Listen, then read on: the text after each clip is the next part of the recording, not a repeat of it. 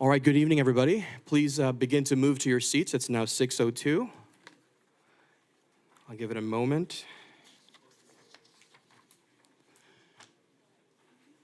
If we could all please take our seats.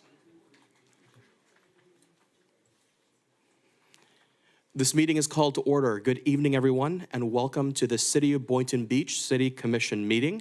Today is Tuesday, February 20th, 2024, and the time is now 6:02 p.m.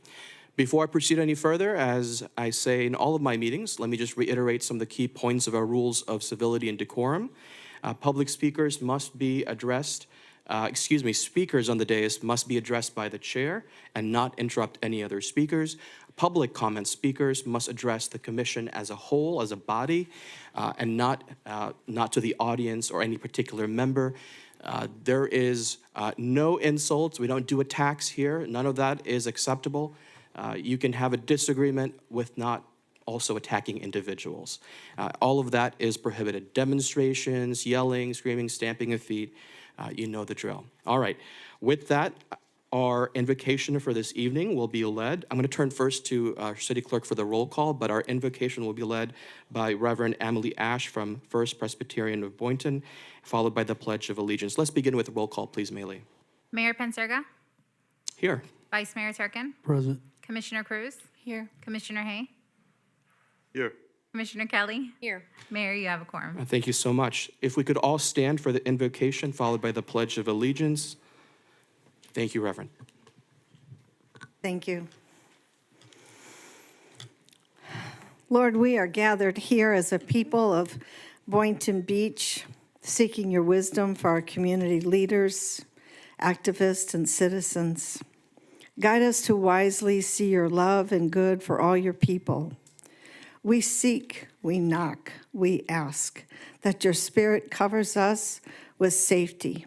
Give us courage to speak in love, to hear with patience, and to know your will for us all. This prayer is lifted up in your Son's name, and all who could said, Amen. Amen.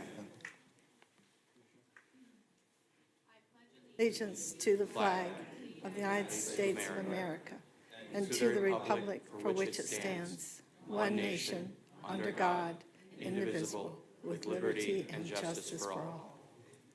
Amen. Thank you, everyone. Thank you, Pastor Ash. Thank you, Commissioner Cruz, for leading us in the pledge. We're going to move on now to agenda approval, additions, deletions, and corrections. As for myself, I had a request from staff to move up item, I believe it is 9A. This is the finance presentation. Is that correct, City Manager? 9A, I'd like to recommend that we move it up to right after public audience, if there's no objections from my colleagues. All right? This is 9A, right after public audience. I'd also like to request that item 12A, this is the proposed ordinance repealing ordinance 3747 and 136, that be moved up also right before public audience. Any objections to that? So 3D for 9A and 3E for 12A? Is that what you're saying? I'm sorry, if we can make item 12A go into section 2, it'll be 2B. Okay, so 12A to 2B, and then 9A to 3D? One second. I'm hearing different numbers. Do we have No, different I'm sorry. versions? The 3B, the proclamation regarding Robert E. Wells, the segregation changes should be right after that. So it should be 3C, and then 3C should become 3D.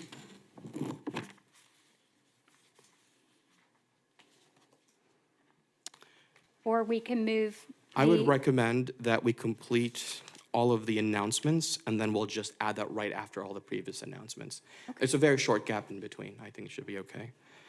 So let me just reiterate that. I just want to make sure we're all on the same page. We're going to complete all the announcements under section 3. We'll have,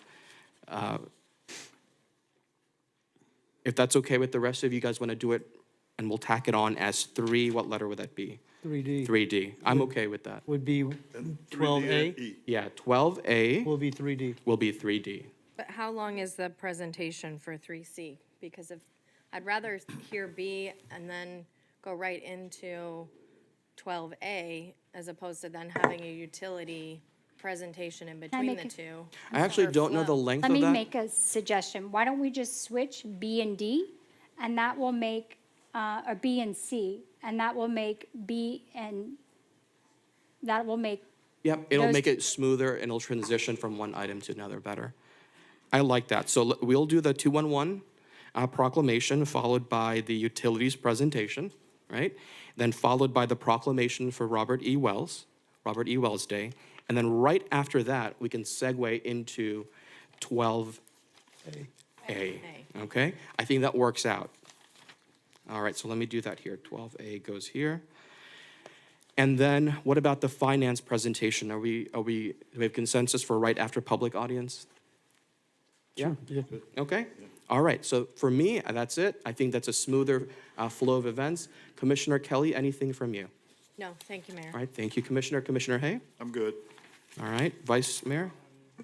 And Commissioner Cruz? Fine with me. All right, with that, may I have a motion to approve the agenda as amended? Moved. I had a motion from Commissioner Cruz, a second from Commissioner Kelly. All those in favor of the motion to amend the agenda, say aye.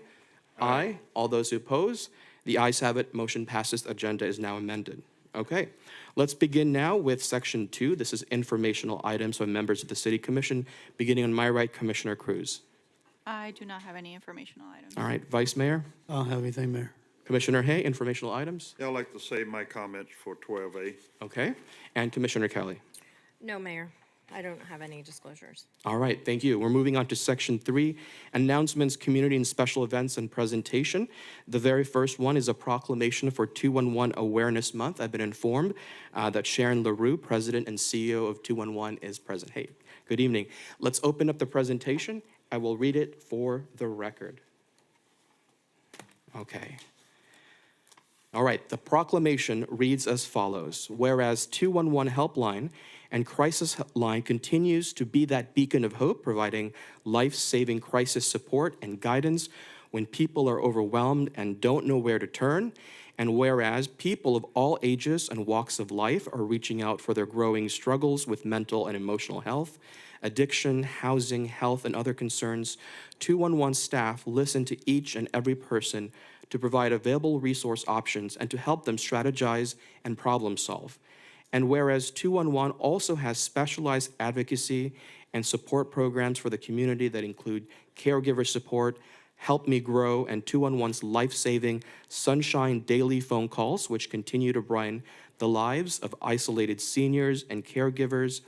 And whereas 211's also responds to the 988 Lifeline number and support lines that include first responders and MYFLVET for veterans, and with peer-to-peer support providing assistance to these specialized groups and their families.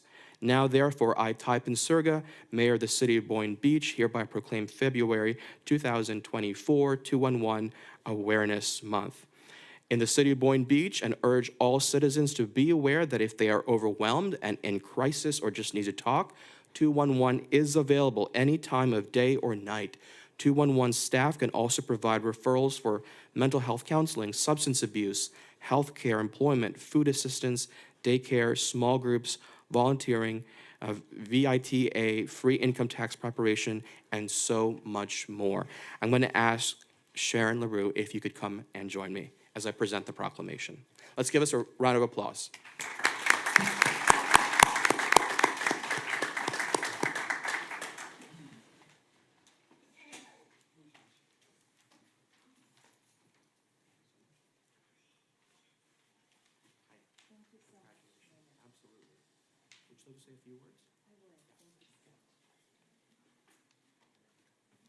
Good evening.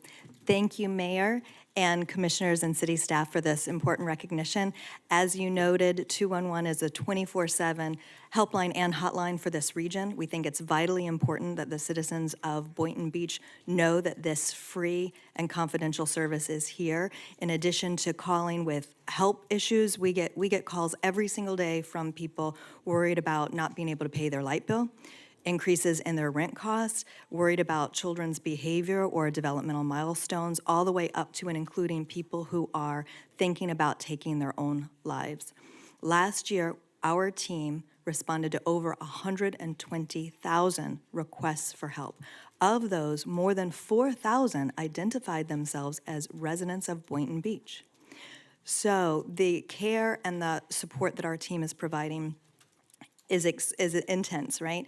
And as mentioned, we also answer the National Suicide Prevention Lifeline, which in 2022 changed its number nationally to an easier to remember 988 number. So again, what we want everybody to know is that if you're struggling and you're looking for help, you're not sure where to go, call the caring team at 211, and we are here for you all hours of the day and night. Thank you so much.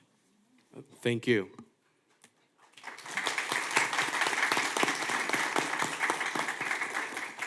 Our next item on the agenda, and again, we amended the agenda to move this item up. It is the presentation of potential methodology for utility infrastructure assessment review, risk matrix development, and prioritization for repairs and replacement projects. Dr. Kalkat, that was a very long title. I know. Sorry about that. Good evening. Good evening, Mayor. Good evening, Vice Mayor, Commissioners.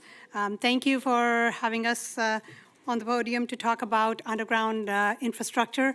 I'm really thankful for having an elected body that is very interested in what we are doing with our infrastructure and asking us relevant questions. So thank you again.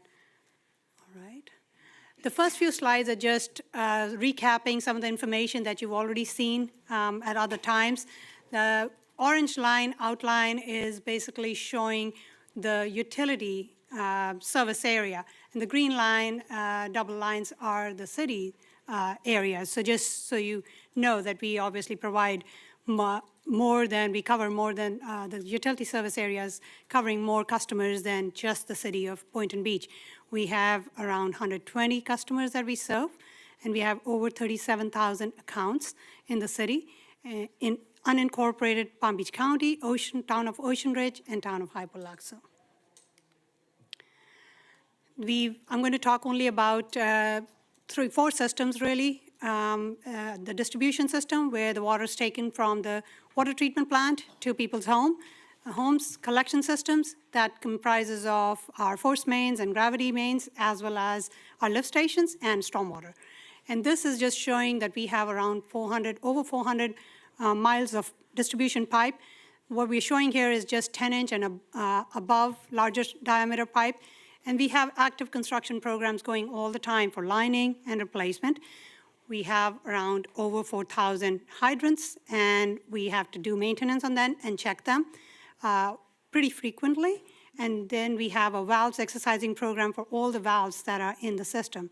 We also provide reclaimed water with 17 miles of pipe, and there are air relief valves in that too.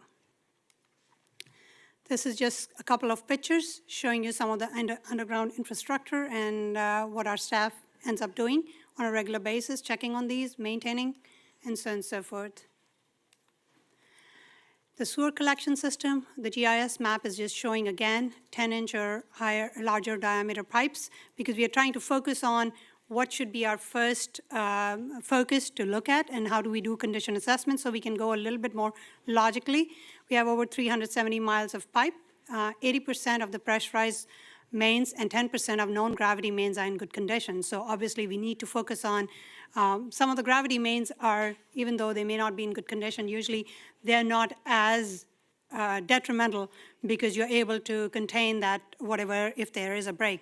So that's why may have been in the past, there may have been a little bit more focus on the force mains, but we're changing all of that methodology. And again, the active construction program all the time, ongoing programs for lining and replacement for these. Pumping stations, we have around 191 lift stations. There are actually 7 master stations. I have a typo there. And we marked them on. I'm not going to point them out, but these lift stations need improvements. Most of the lift stations have a 30-year replacement cycle. So if you think about it, with 191 lift stations, you're all the time doing some lift station or another project on lift stations. And 20% repair and rehab projects in the last 2 years have been done on some of these. We have gotten the majority of the work done within the 5 to 10 years, and we have actually one major lift station that is under design right now. But we are always looking into what else we need to do, and we are going to be doing some condition assessment on those too, and look at the risk profile of these lift stations also. That's the collection system. That's the middle picture is just showing you that sometimes if how a pipe can look, and once it's cleaned out, we do condition assessment, we do CCTV checks on those, then you can see how it makes a difference if you do a good maintenance program.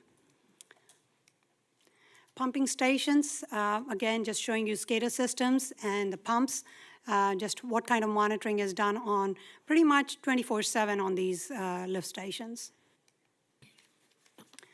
Stormwater, we've got drainage pipes of over 86 miles, and there are 13 major outfalls that are greater than 36 inches. They may be in canals, they may be in other places, like intercoastal and so on and so forth. There are 13 ponds, pollution control boxes, which are basically, there's a center picture shows you that. It takes the debris so you can go ahead and collect that so it doesn't go into the intercoastal or any other water body. And there are wet and dry retention areas too.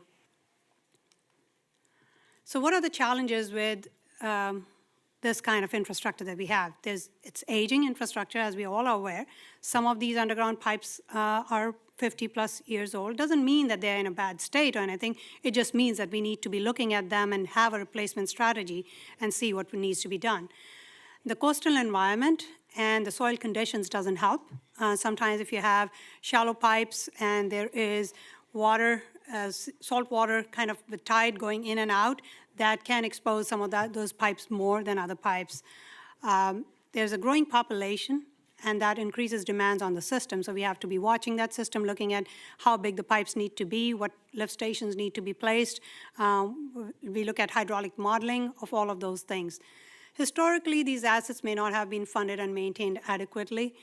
Initially, when you start out with a system, everything is great, and then as you go through the years, slowly things start deteriorating, and then they get to a point, if you don't do something about it, that they start failing. So you want to catch everything before they fail. Historically, there's also been probably a lack of comprehensive condition assessment and planning for repair, rehab, and replacement. So we are changing all of that as to how we go about it. So I want to talk a little bit about the methodology of what we are going to be doing. So the data review and analysis is going to be a big part of this first initial risk assessment. I want to emphasize that this is not an end-all. We're going to start here. We're going to look at most of the data that is in the system. We're going to do some desktop analysis, come up with some criteria of how to score pipes, and then from there on, go to increase, okay, these are the areas that we need to do, go in and check condition assessment and do better, and then that will give us better idea about what to do next, and so on and so forth. So some of the things that we are going to be using our GIS system for is looking at pipe sizes, looking at age of the pipe, material of the pipe, is there any previous history of breaks and repairs, and any inspections and condition assessment that may have been done there. There'll also be staff interviews and workshops, because a lot of this information may be in people's heads that may not have been captured. So we're going to capture that. We're going to look at some of the geographical factors.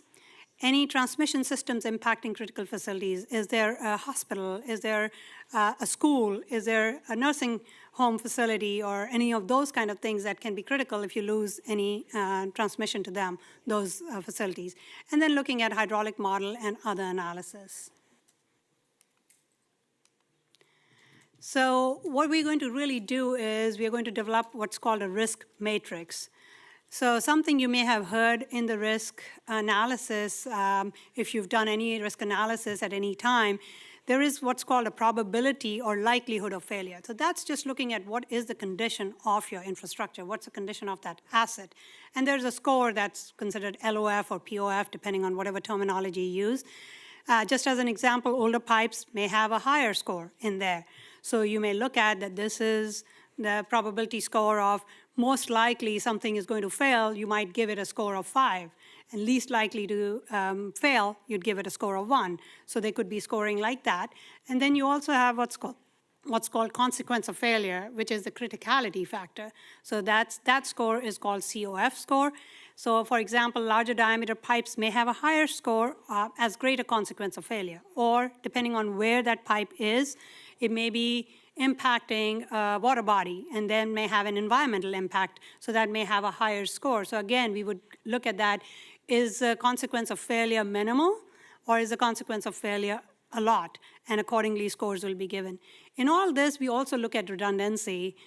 Is there something that you can bypass that pipe? So if something fails, you'll still be okay. You have a redundant pipe or a looped system or something like that. So that'll be something that we'll be looking at too. And we'll be developing a prioritization methodology by combining these scores for further inspection, repair, rehab, or replacement. So our next steps are going to be, we are working on getting a consultant on board and issuing an RFQ in the next couple of weeks, negotiate a contract, and get the pricing for the risk analysis.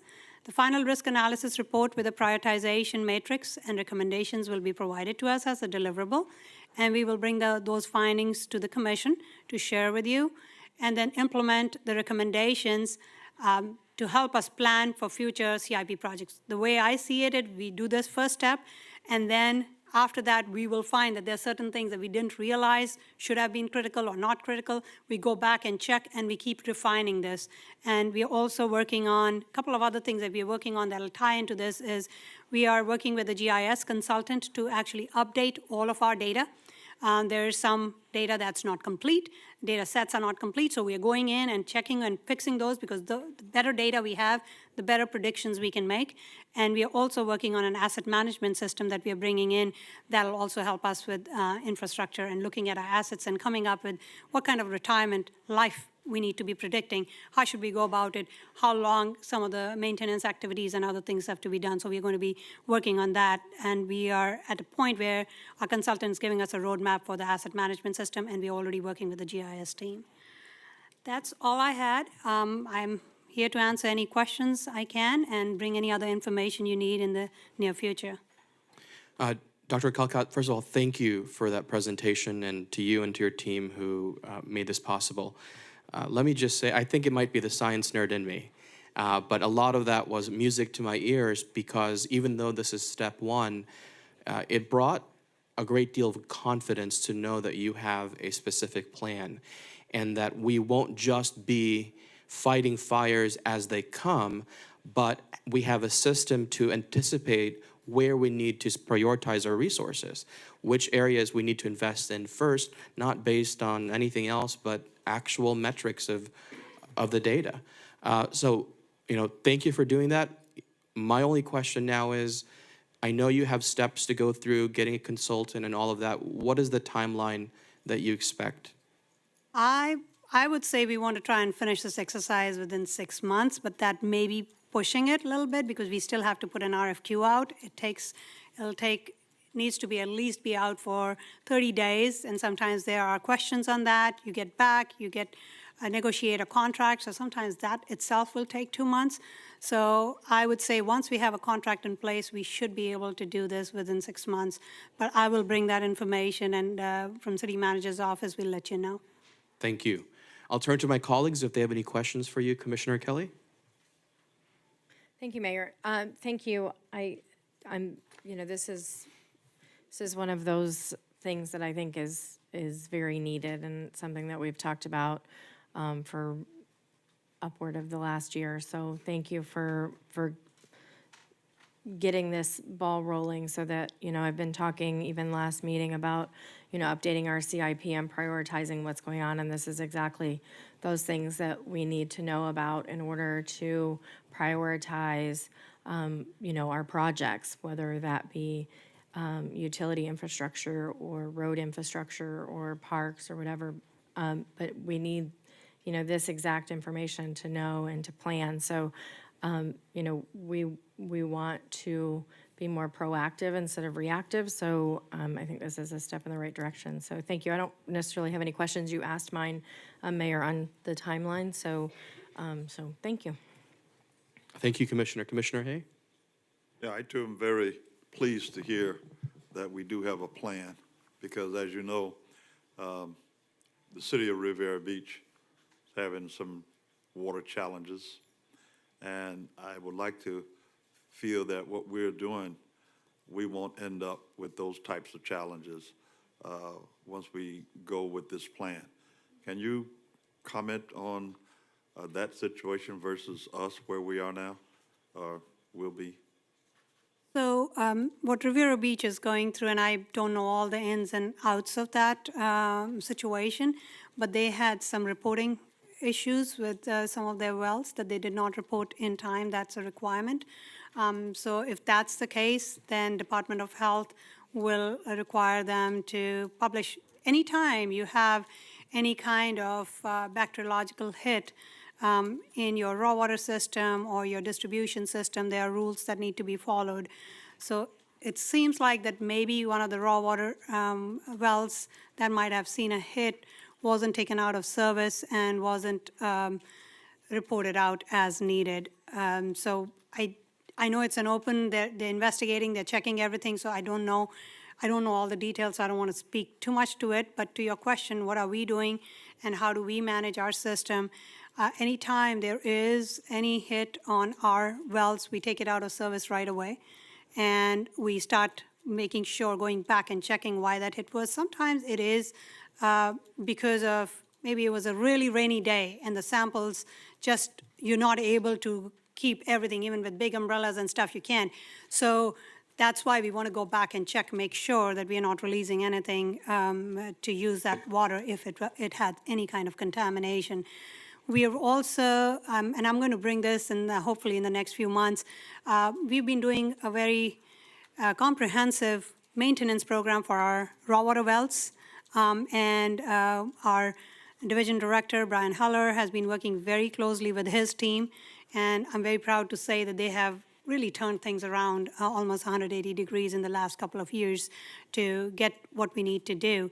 So we are getting there with making sure that all the wells are maintained properly, they are checked out, and any regulations-wise, anything that if you're not meeting any standards and we have to report out, we report out everything. We do not report out. We actually created a position for environmental compliance operations manager, so that person looks at they audit almost all our departments and divisions to look at whether there's any compliance issues that we need to be more careful about or check or look at.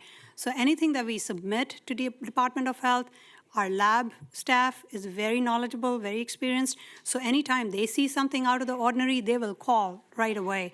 And I make it point to make sure that I let a city manager's office know right away if we have to. And if you recall, there may have been some times when we've made a call to you and told you that there may be something that we have to check and confirm. And if it comes out, then we may have to do something different or a boil water notice or something like that. And if everything checks out, then we don't need to. So we will keep you informed as needed, and also all our customers informed as needed.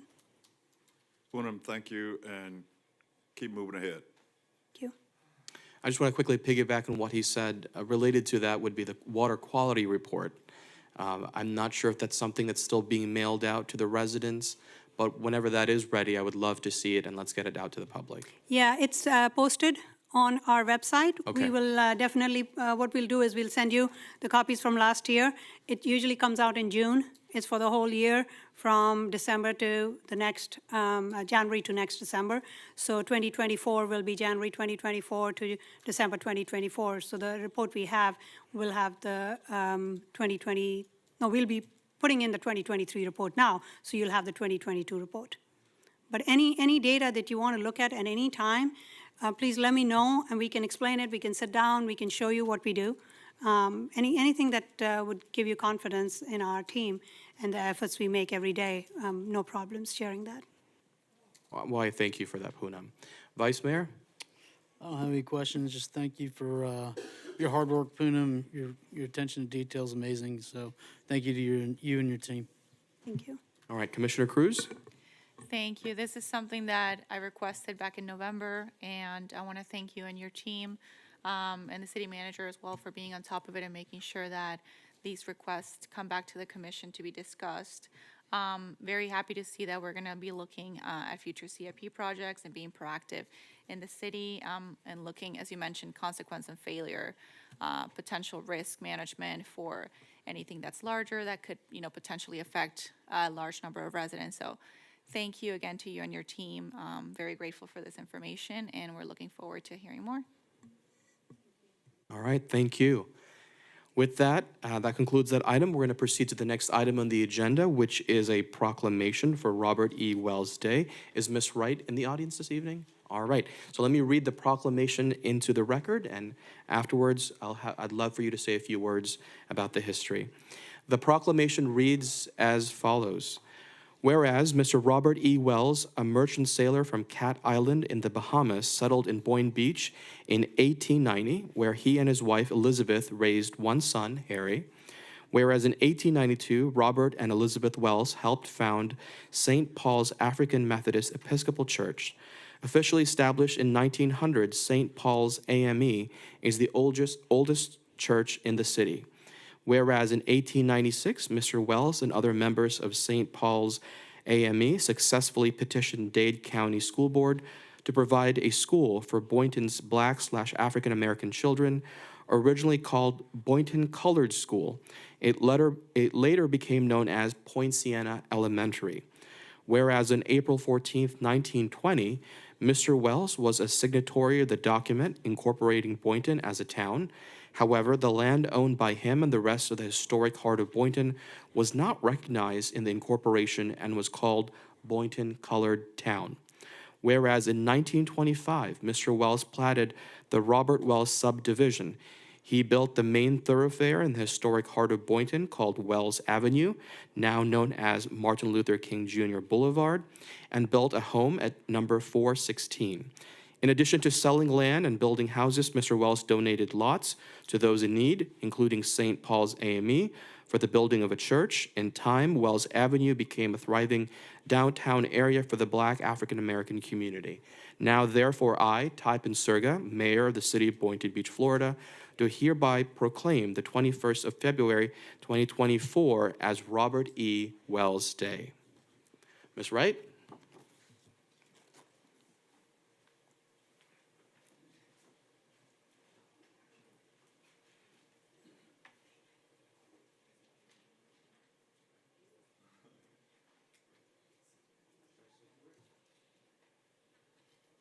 Thank you, Mayor. I just want the commission to know that my husband, Bernard Wright, Bishop Wright, fought hard that this piece of history was not forgotten. And I thank you for acknowledging this every year. Very important for the city of Boynton Beach to know its history. Thank you.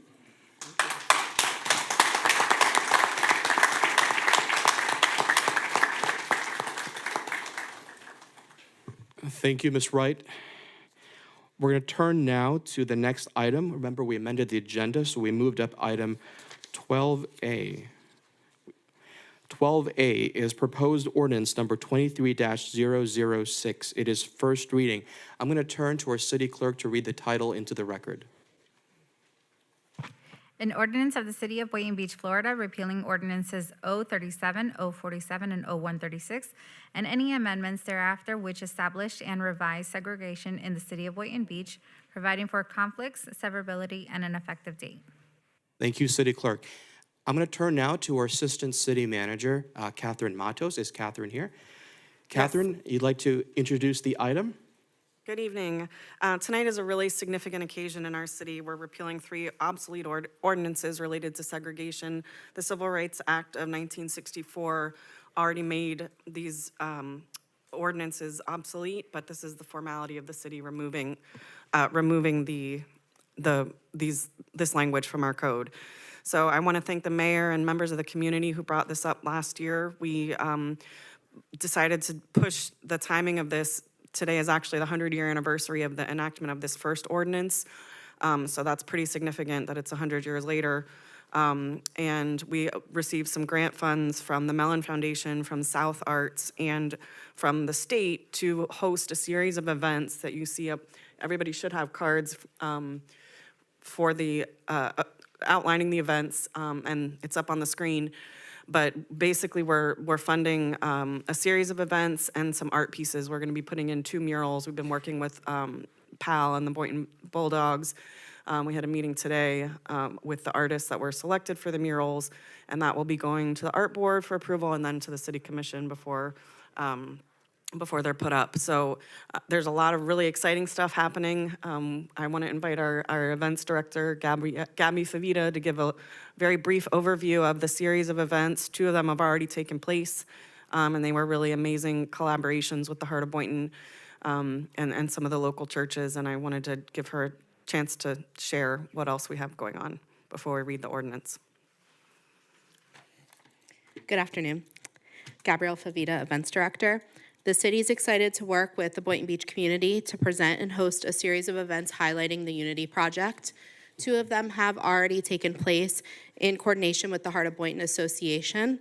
One of them being Night of Joy, which took place on the 27th of January, as well as Taste of Soul, which just took place this last Sunday. But we're just getting started. We have a whole list of events that are taking place to commemorate the project that is going on within our community. We invite everyone to join us for the Unity March, which will take place this Saturday, February 24th. It's going to be a march, ordinance burning, and community meal. We will begin the march at 10 a.m. outside on Ocean Avenue out front by the flagpoles. It'll lead us down Seacrest Boulevard to Sarah Sims Park. Once we get to Sarah Sims, we will take part in an ordinance burning as well as a community lunch catered by Big T's Barbecue. There'll be workshops, art exhibits, and more over the next couple of months to bring in the Unity Project, and that's all outlined in the flyer that's on everyone's seat. And then we'll finalize the project with the Unity Festival, which will take place right here at Centennial Park and Amphitheater on April 27th from 1 p.m. to 5 p.m. We hope to see everyone there. Thank you.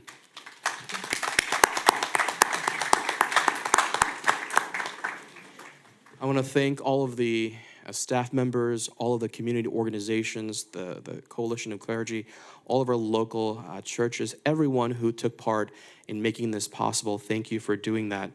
You are making part of our history here in Boynton Beach, and this is the ending of an unfortunate part of our history. It may have been part of our past, but it will not be part of us moving forward.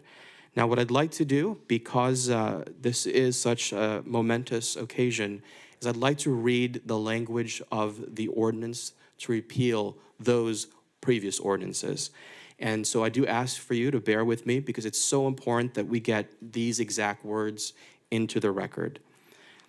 Whereas on February 20th, 1924, commissioners for the town of Boynton Beach, now known as the city of Boynton Beach, approved ordinance number 37, establishing and setting apart in said town separate residential limits or districts for white and African American residents. And whereas on November 18th, 1924, commissioners for the town of Boynton Beach, now known as the city of Boynton Beach, approved ordinance number 47, extending and defining the boundaries of the separate residential limits or districts. And whereas on November 21st, 1933, commissioners for the town of Boynton, now known as city of Boynton Beach, approved ordinance number 136, regulating the use of the public streets, parks, general public, and other places in the town of Boynton Beach by persons over the age of 18 years. And whereas all human beings are born free and equal in dignity and rights, and all citizens and residents of the city of Boynton Beach should be entitled to all the rights and freedoms of these United States without distinction of any kind, in particular as to race, color, or national origin. And whereas all human beings are equal before the law and are entitled to equal protection of the law against any discrimination and against any incitement to discrimination.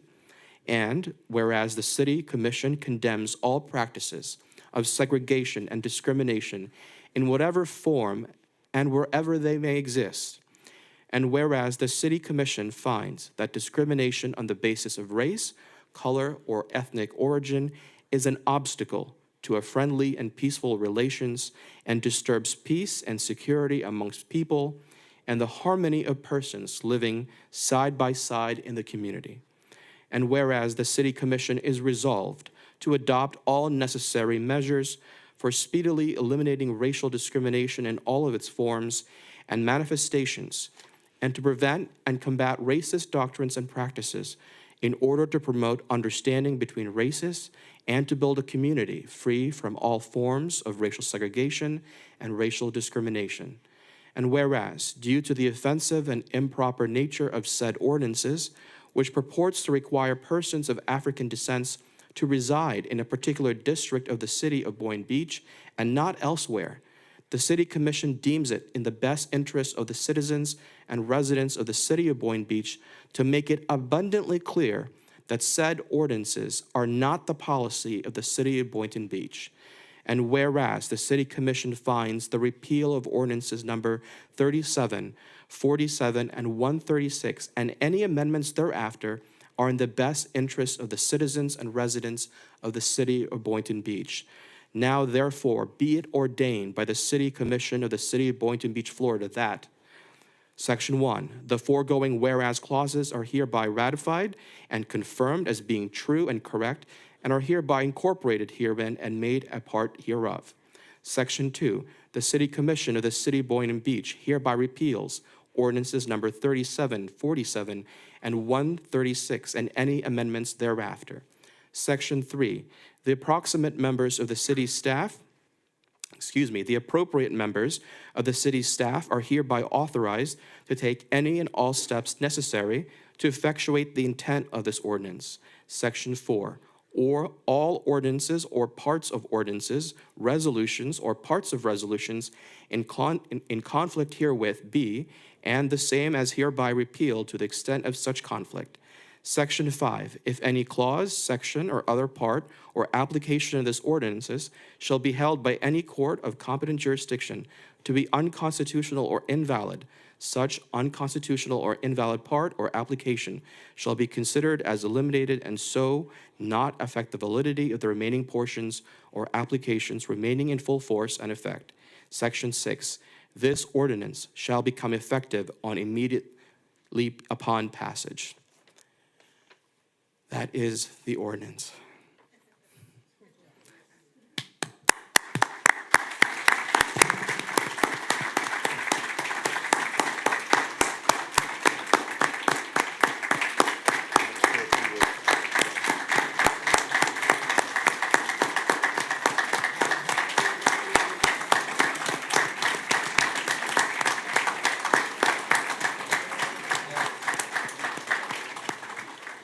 This has been a long time coming. Yes. Let me turn now to our friend, Commissioner Hay. You'd like to say a few words, Commissioner? Yes, I would like to say just a few words, and it's way overdue. Let me tell you, you witnessing history right now being made. The city of Boynton can be a model, or is a model to other cities that have similar ordinances on their books. I know they have because we've looked it up. But I'm so proud of the city of Boynton Beach, this commission, our mayor, Typen Serger, our staff, and everyone that took part in digging through the history books and finding out this information, because it's long overdue. Why it took 100 years, I don't know. Some people say it takes a long time to get things through City Hall. But let me just say to you that of these three ordinances, 37, 47, and 136, just to give you a little more background, those 37 and 47, they separated this city. What I mean by that is they created what they call the Negro district within the city of Boynton and the white district within the city of Boynton. And we need to teach and educate our children, ourselves, so that we don't repeat these things. We know that even in 136, ordinance number 136 in 1933, it made it illegal for anyone over 18 to loiter, to wander, to scroll through, or be about, or in the public streets, parks, or other places, on foot, riding in a vehicle, whatever. If you were out of your district and you were caught there after 9 o'clock, okay, you were subject to punishment not exceeding beating and hung from a tree. So these things are very important. Gabby and the mayor has stated. I'm just excited about what's going to happen this Saturday at the parade on the 24th. We want everyone who can and will come and join us as we symbolize the elimination of such ordinances as this at Sim Park. And we're going to burn them. We are going to set them afire because they have no place in our city. And the black community, I want you to join and spread the word so that we will fill Sarah Sims Park. And following the burning, we're going to have a block party where lunch is going to be provided free of charge. Okay, so we're just going to celebrate this auspicious occasion. I'm glad that we repealing these ordinances that should never have been in effect in the first place. The event is part of the Unity Project, which is funded in part by the grant from the Mellon Foundation, South Arts, and the Florida Division of Arts and Culture. Now, throughout the Unity Project, many of our members have come forward with their own stories.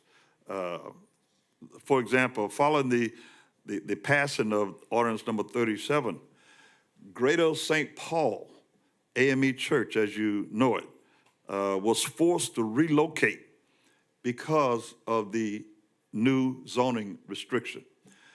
They were located in a forbidden area called the White District. And if the truth be told, those of us who are of my persuasion and hue, we are out of district right now. And so we're just happy to have this removed. I don't know if anyone would dare to try to enforce such a ridiculous law, but when you know better, you do better. And we know better now, and that this will never repeat itself again. And we're going to continue to search the archives and see if there's any more of these ridiculous ordinances that's on the books, whether it's pertaining to racial relationships or anything else. We're going to do our due diligence in the city of Boynton to make sure that we are the city that the Almighty would have us to be. So let's come out and celebrate this historical moment in time, and let's have a good time. Thank you.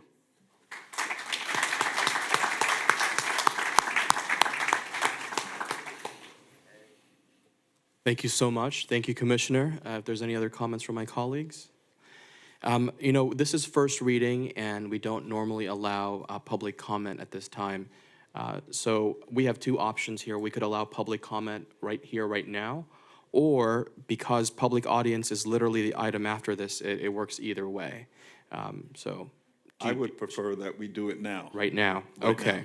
Any objections from my colleagues? I agree. I agree. Okay, Commissioner. let's do that. We're going to turn now to public comment, and after we've heard from those who would like to speak specifically about this item, we'll begin with those in person, and then we'll begin with those online. I'm sorry, can you just do a motion to allow public comment, please, on first reading? Oh, microphone, wait, microphone, was it on? All right. Motion to allow public comment on this item. All right, we have a motion. Second.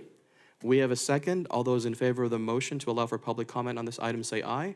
Aye. Aye. All those opposed, the ayes have it. Motion passes unanimously. As I was saying, we're going to begin with those in person, and then we'll go to those online thereafter. After that, I will take a motion and a second to approve the ordinance, and then we'll begin the voting. All right, if you would like to speak specifically on this item, now is the time to approach the podium.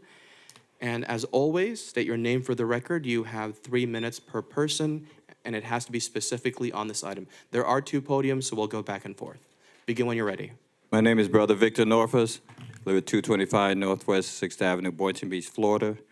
The Unity Project for the city began about 1.5 years ago. The Unity Project for the community began with 3 men, Reverend Wright, Brother Torrey, and myself. And it began in front of a storefront, Juneteenth. At that time, Minister Wright was the one that walked up to the mayor and said, we need to celebrate this for the whole city. And Torrey was the one that helped organize it. So he did. And we had an event over here in the park. And I was out there with the individuals telling about, we need unity. You look around here and you see a whole bunch of white people. You keep looking around, you see a few black people. Now, if we go over here to Sarah and Sims, you're gonna see a whole lot of black people. And you're gonna see a few white people. So what I said to him was, we need to bring our city together. And the first thing he said was, there's this grant, the Mellon Grant. It has the same name, Unity. It's called Unity Project. He got that for the city. You guys are utilizing that to make changes and improvements and to let everybody know that what we once were, we no longer are. But as we stand before the city, it is the same people that took away our land, that took away livelihood, that destroyed a lot of the abilities of the African community to achieve. Not necessarily you, you're just representing those. And you're also representing a change. But many people forget about the Meeks family, the Wells family, the Andrews family, and many other Bahamian families that lived in that area. And when everybody was forced to move to that area, we opened our hearts. We accepted them all in. It's kind of hard for you to look at your church and your school members and say, you can't live here. And also, no one paid them. You took the land, they came to our property, help.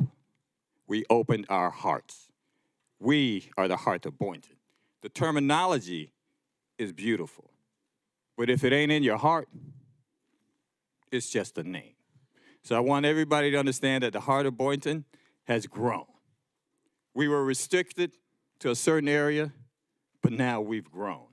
One thing about the heart, there's never not enough room for love. So let us all get more love, and remember, the heart of Boynton starts in your heart. Thank you.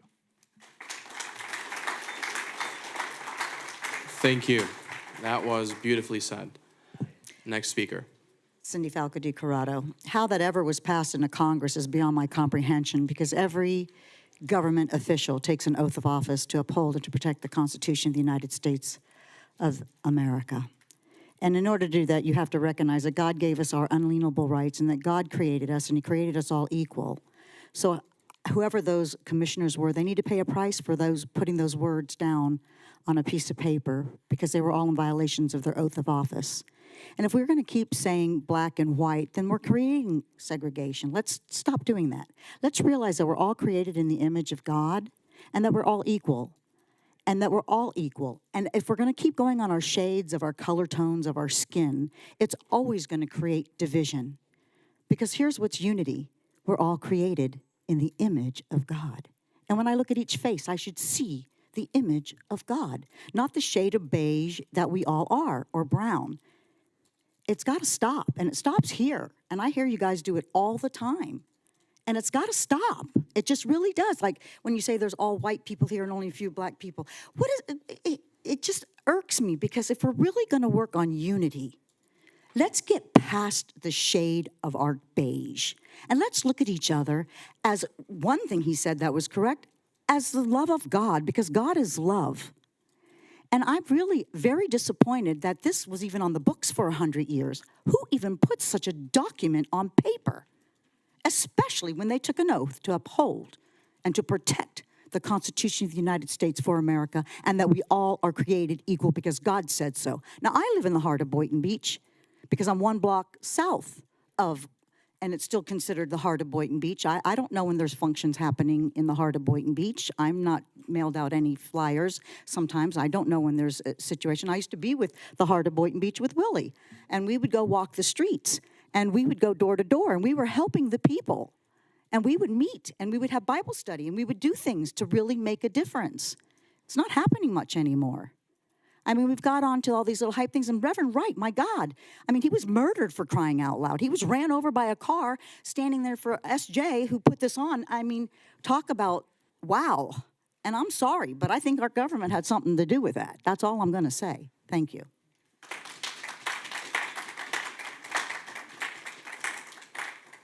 All right, next speaker, please approach the podium. Say your name for the record and begin when you're ready. Hey, how y'all doing? My name's Tori. I'm here today on the ordinance. I was told to come out here, and I don't know much about it. I didn't know much about it, but I did a little research on it. And I was like, dang, man, y'all talking about these ordinances been here 100 years? I'm like, well, golly, how many black mayors we had? Why this ain't been come up?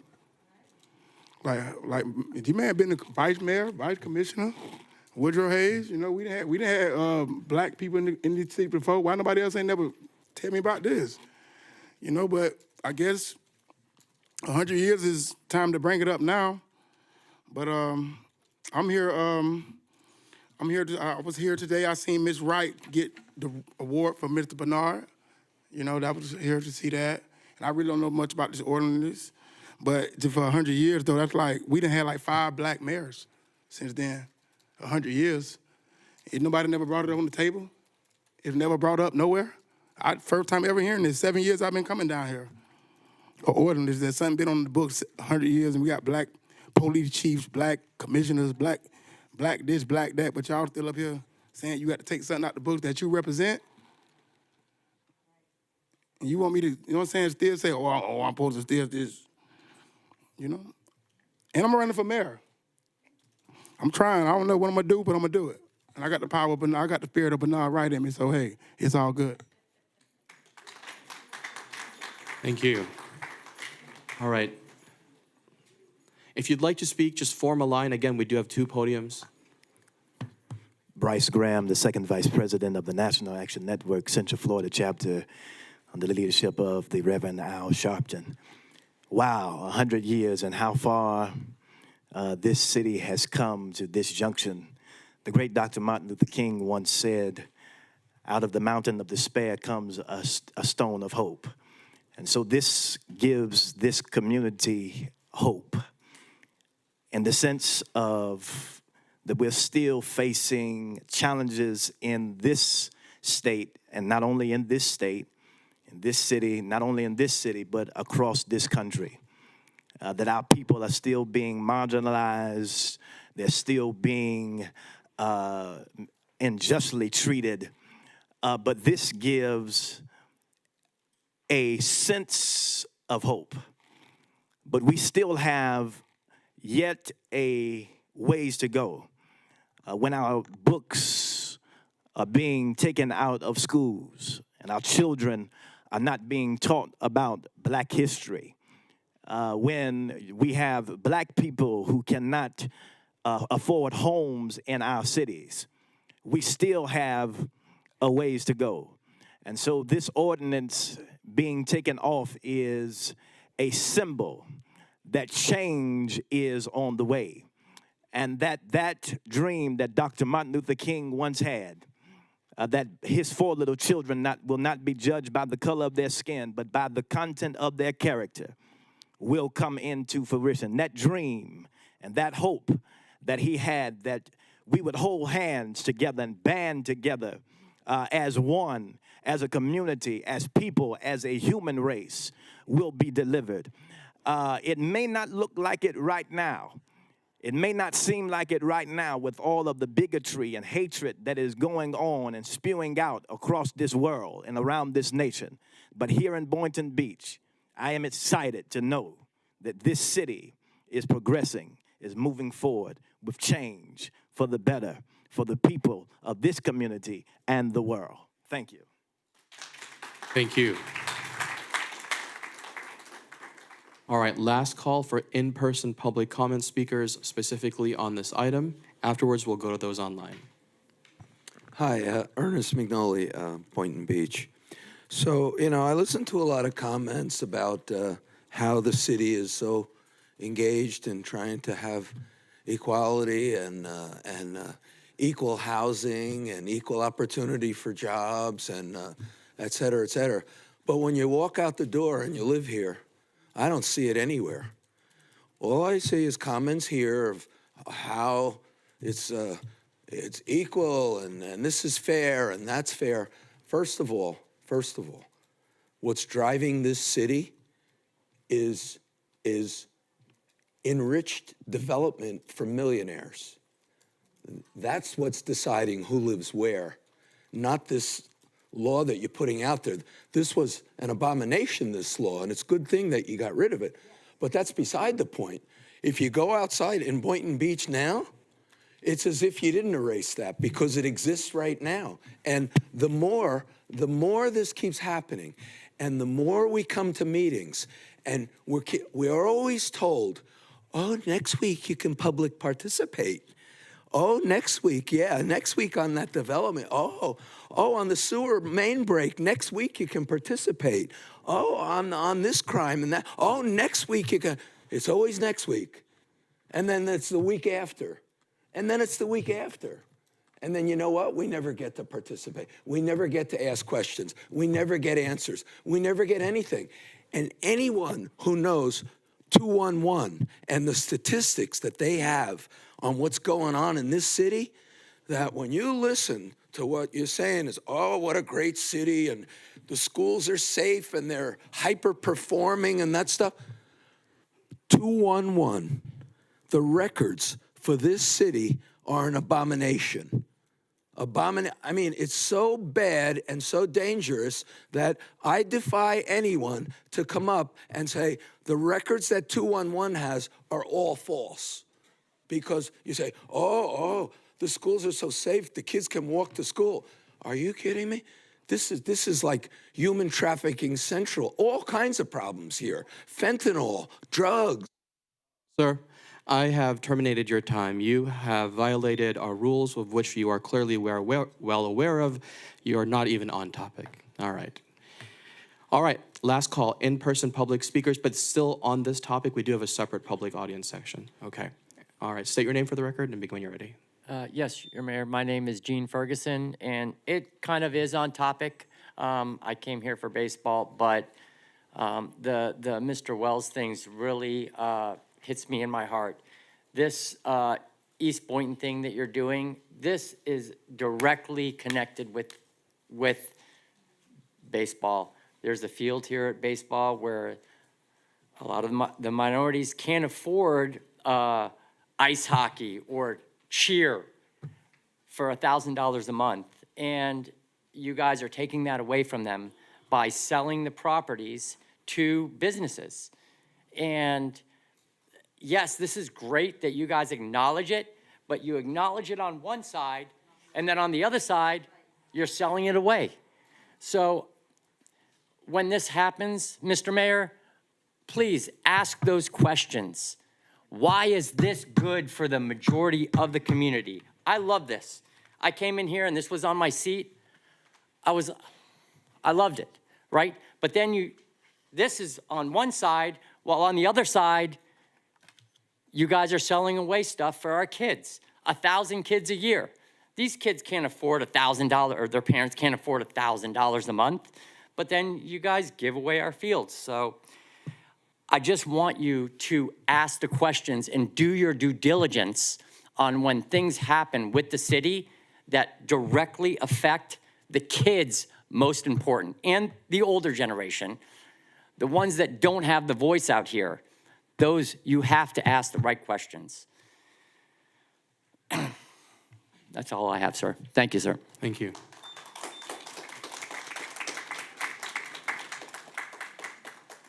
All right, so I see one more person in the room for this item. Begin when you're ready, sir. Good evening. Good evening. John Dames, Post Office Box 713, Boynton Beach, Florida. First of all, I do want to I know a lot of times this commission gets slammed for some of the decisions they make, but I do want to give them credit for addressing these ordinances that had been on the books for 100 years.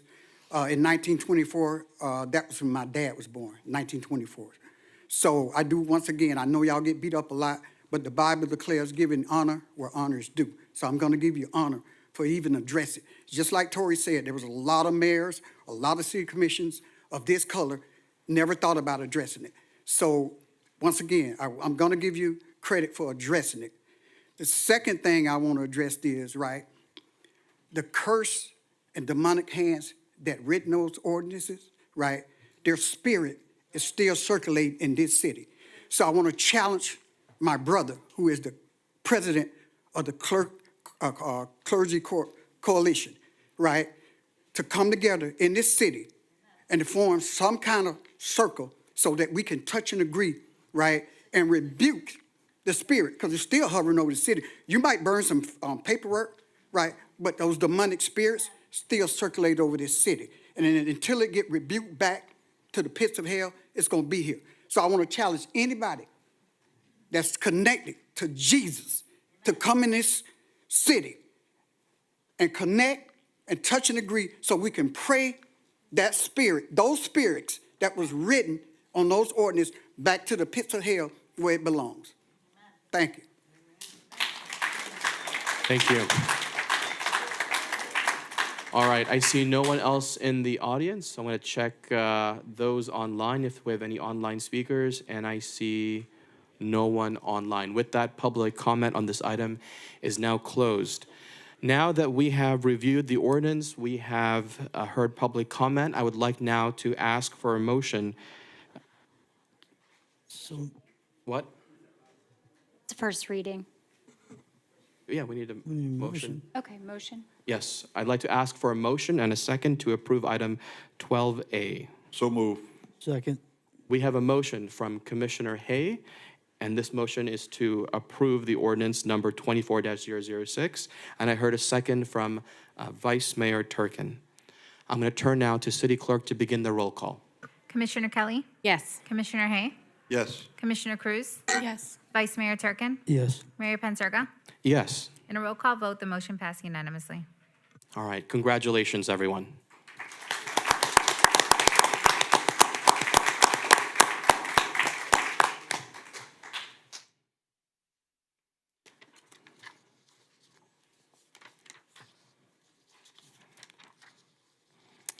That concludes that section of the agenda. We are now moving on to public audience. This is the public audience period for any non-agenda items. If you'd like to speak on it, or even on consent, now is the time to approach. Any general comments must be within the jurisdiction of the city, obviously. Same rules apply, 3 minutes per person. Please approach the podium, state your name for the record, and begin when you're ready. Good evening, Harry Good evening. Woodworth, citizen of Boynton. Good meeting. Two things. The March 5th agenda that's on the bottom of this, you guys have put on there the completion of the strategic goals for the city. I can't tell you how long I've waited to see that. You guys all gave your input to Lyle at the last workshop. He went off and nothing's happened since. We have a nice mission statement on here. It would be really, really helpful, and a lot of the stuff that was just talked fits right in with that, if the people that all of this stuff affected had a voice in determining and just making some of the decisions that are going to affect us for the next 5 years or the next 30 years or the next 100 years. So hopefully between now and March 5th, there's actually a workshop again where citizens can actually have a voice in the process of determining the strategies that we haven't seen in 2 years. The mission, or the whatever you want to call it, what's the vision for Boynton? What's the purpose of the city? I don't care what you call it, but something that shows us what in the world we're doing here. Are we building a cathedral? Are we hauling bricks? Who's standing on a mountain saying, follow me, let's go over the top, come on gang, let's go? You hear any of that anywhere? We hear us apologizing over and over for things that have happened. We wish we hadn't done the Little League thing. We wish the bond thing had been, I mean, let's stop all of that. Let's start having a plan. Let's figure out where we're all going. Let's all get excited about it, and let's go there. I mean, we're done hauling bricks. Let's build a cathedral. Let's get this place going. And you have the opportunity to do it with some of this stuff where you figure out what the strategies are, where we're going, what are the goals, how are you going to measure them so we can see what the heck's going on and actually have a voice in what affects us and determines our future. A lot of us want to participate, okay? I mean, I feel an obligation to vote. I feel an obligation to come up here and be part of the civic process. I think a lot of other people would share that if they thought participating in the civic process got them listened to occasionally. And every once in a while, maybe somebody would think that one of us had a good idea. My God, wouldn't that be wonderful?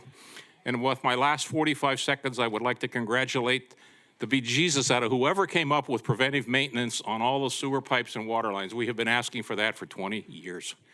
And all we ever got was there's not money. There's always money to fix it, but there's never money to have preventive maintenance. And that's just ridiculous. It's far cheaper to keep it than it is to fix it after it breaks. So that is the best thing I've seen at a commission meeting in a long, long, long, long time. And I hope that we do more of that. You know, risk matrix is great. You know, you can do a risk matrix for every single project you ever do. Right after the scope of work, there ought to be a risk matrix. I've never seen one, but that could happen. So anyhow, I just want to ask you, maybe let us participate a little more, be part of Team Boynton. Thank you. Thank you. I'm going to ask if you could take over the timer when you use the restroom.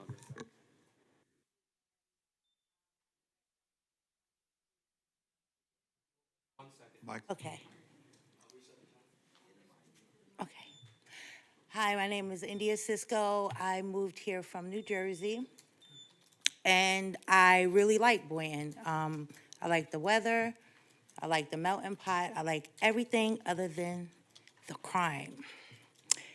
I thought it was safe. I used to walk in what they considered a gated community in a 55 and over, and it's not safe at all. I call the police come, nothing happens. And it's not to bash the police, because I was law enforcement. I retired 25 years from it. I'm a huge supporter in backing police officers, especially when people aren't doing right. You don't do right, things happen. So I was wondering, because it's different from New Jersey. I'm leaving the New Jersey mindset in New Jersey and trying to adapt here. When I hear gunshots and I don't hear police cars, that's a problem. It's a real problem. My building, I think I have it right, 4th Avenue, and there's a community right over my building. And every night between 9 and 11 o'clock, there's gunshots all the time. The other night it made the news, and I saw it. I had a police officer, wonderful police officer. He came in, he drove around my community for almost an hour and a half, just riding around, because we have kids breaking in our cars, kids trying to steal the old people's scooters. These, what do you call those things with the big wheels, and they ride down the street? They do wheelies on them. And they can't, the police officer, I said, what are you gonna do? He said, I can't do anything.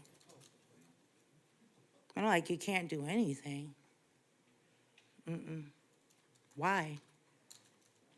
Our hands are tied. I guess something bad happened in the community. That's another story.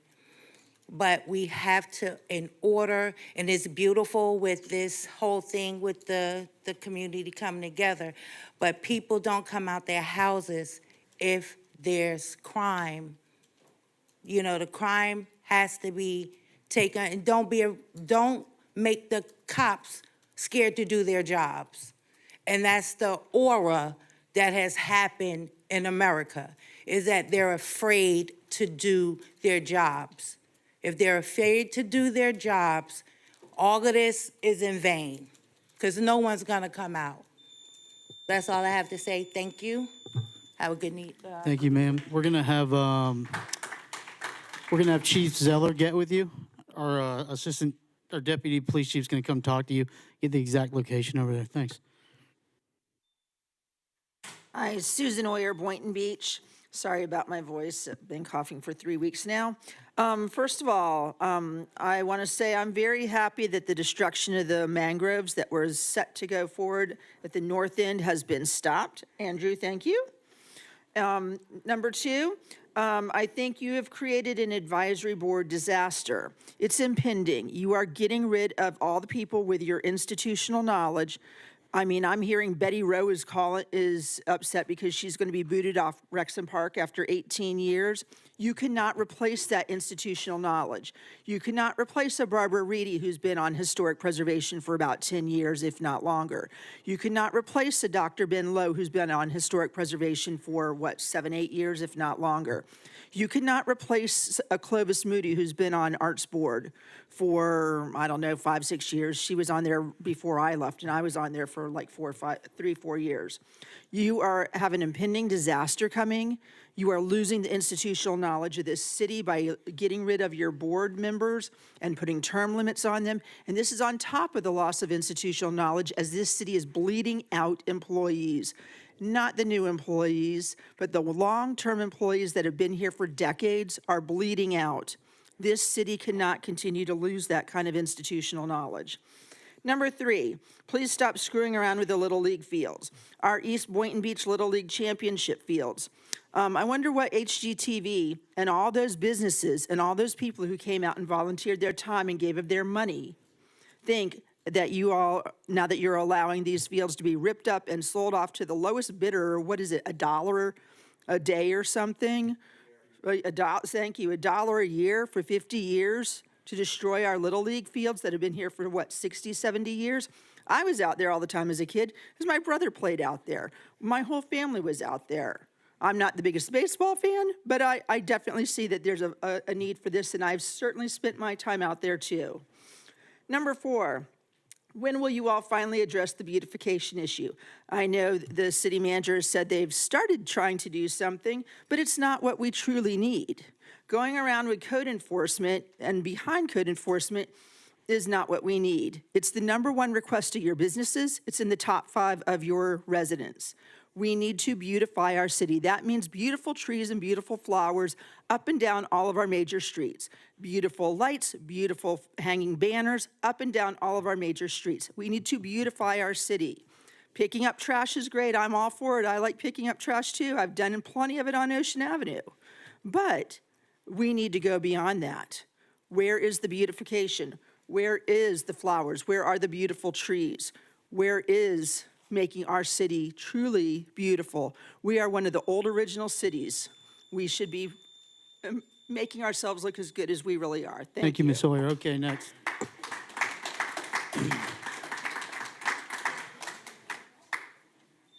Cindy Falco di Corrado. I wanted to piggyback a little bit on what Susan said. You know, I've lived here for a long time now, and I walk up and down these streets, and it is not the Boynton Beach that I came to.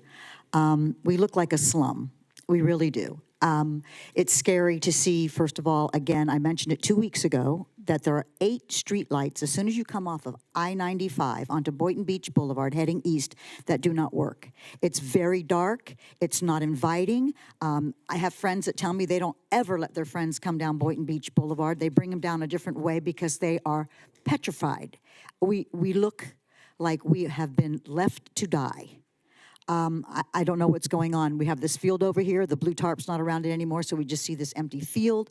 We have garbages out in front of people's houses, and as Susan shared, there's nothing pretty and beautiful. Now, several years back before the COVID, we used to get together, and we all met together, and we all worked on a plan that was beautiful for Boynton Beach. Okay, that was before this building was built, and we all came together, and everybody agreed upon it. As you see, nothing happened. We spent hours and days and months, everybody coming to the meeting, everybody participating. It was wonderful to see and envision what our beautiful downtown Boynton Beach would look like. Today, I'm grieved, and I walk down this East Boulevard a lot to go down to the beach. It's depressing. It just grieves my spirit. And as the other brother was saying about prayer in this community, you got to get rid of the 666 benches.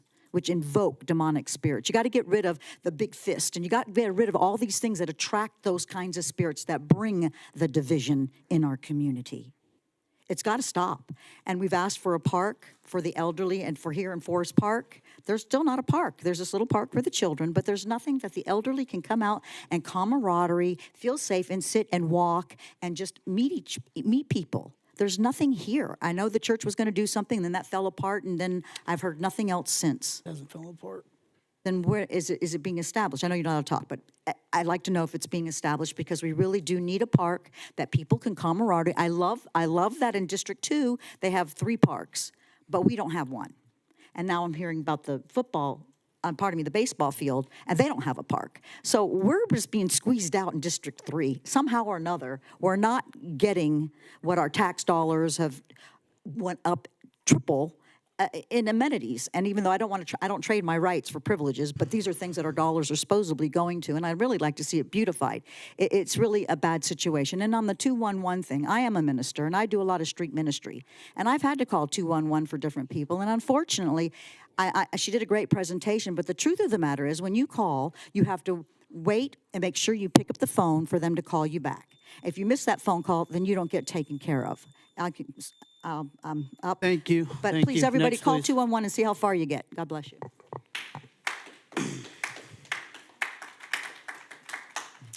Good day to everybody. My name is James Lee Bell Edgerton. I live at 130 Northeast 17th Avenue, and I'm a concerned resident. We come up with all these ideas, what we're going to this and that. Ever since FDR, we went downhill. He was thinking about the children. Why don't you start a summit for them with your ideals and let them get on the park out there and come back to you guys. If you give them a place, they'll change. I walked these streets all my life since I've been here. I came here in '83 when they first had the project. I was always minding my business. But I tell them they can do better than me. My shame and my pain, you don't have to acknowledge none of that. Just be a butterfly, fly. I have examples. I have people I've raised in my life and helped them. If they don't do better than me, it's gonna be some Bernie Mac going on here. I walk around here, one little girl saw me walking on Cherry Hill. She said, "Daddy, who that man with the funny leg?" He said, "Just watch him." They watching us, but they want a chance to be in charge. This is the millennium. In the Bible, she spoke. It's their turn. Remember when you were young, the wisdom you got, don't give them the pain. Let them be who they are, and they'll bring the joy back to this. Thank you, sir. Brother Norfus. Brother Victor Norfus, 225 Northwest 6th, Florida. One of the things that the gentleman spoke to already was about the baseball. It appears that you're trying to, or there may be an idea that you're selling it to a business or entity that is not the city.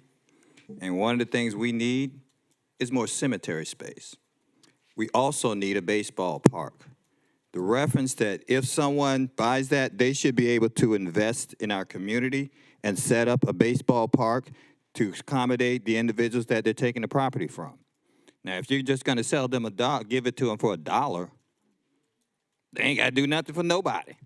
They do whatever they want. And it sounds like some type of Habitat for Humanity stuff where you give away the land and then they keep it forever until they get tired of it.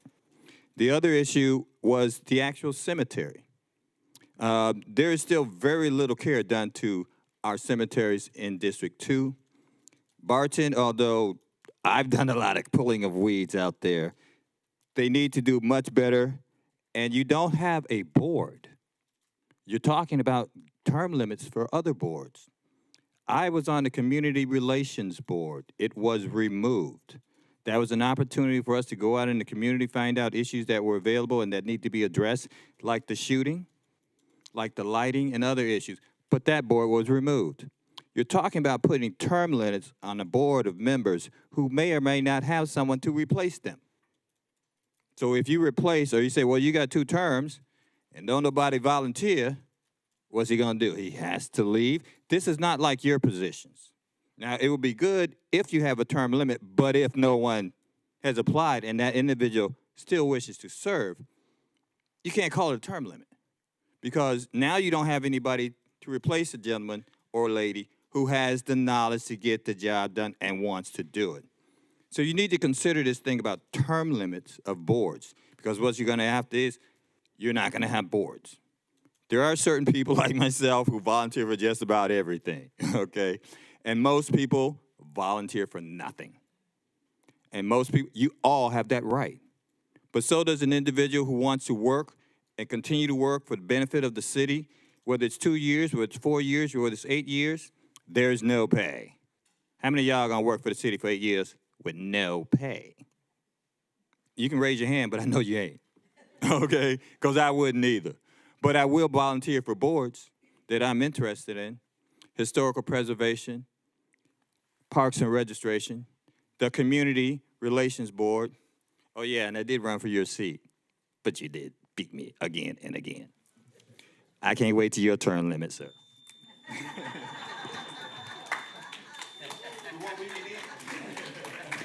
All right, thank you. Next person. Good evening. Good evening. Mark Herrick, George, Boynton Beach. We've heard a lot of negativity, but there's also a lot of positive going on as well. And one of those things that's been occurring this month has been educating on Black History Month.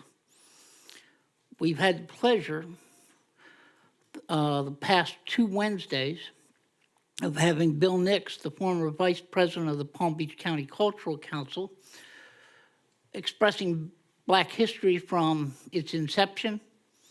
And this Wednesday, tomorrow night, he's going to be concluding his 3-part series, taking it from the civil rights era, of which he was very much a part of it, as he was a member of the honor guard at Dr. King's funeral.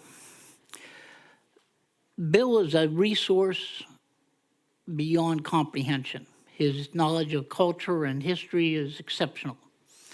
For many years, he had a show on TV 20 that the Cultural Council had him do, and it was very educational. I would encourage people to come tomorrow night to St. John's to hear this 3rd part of his presentation.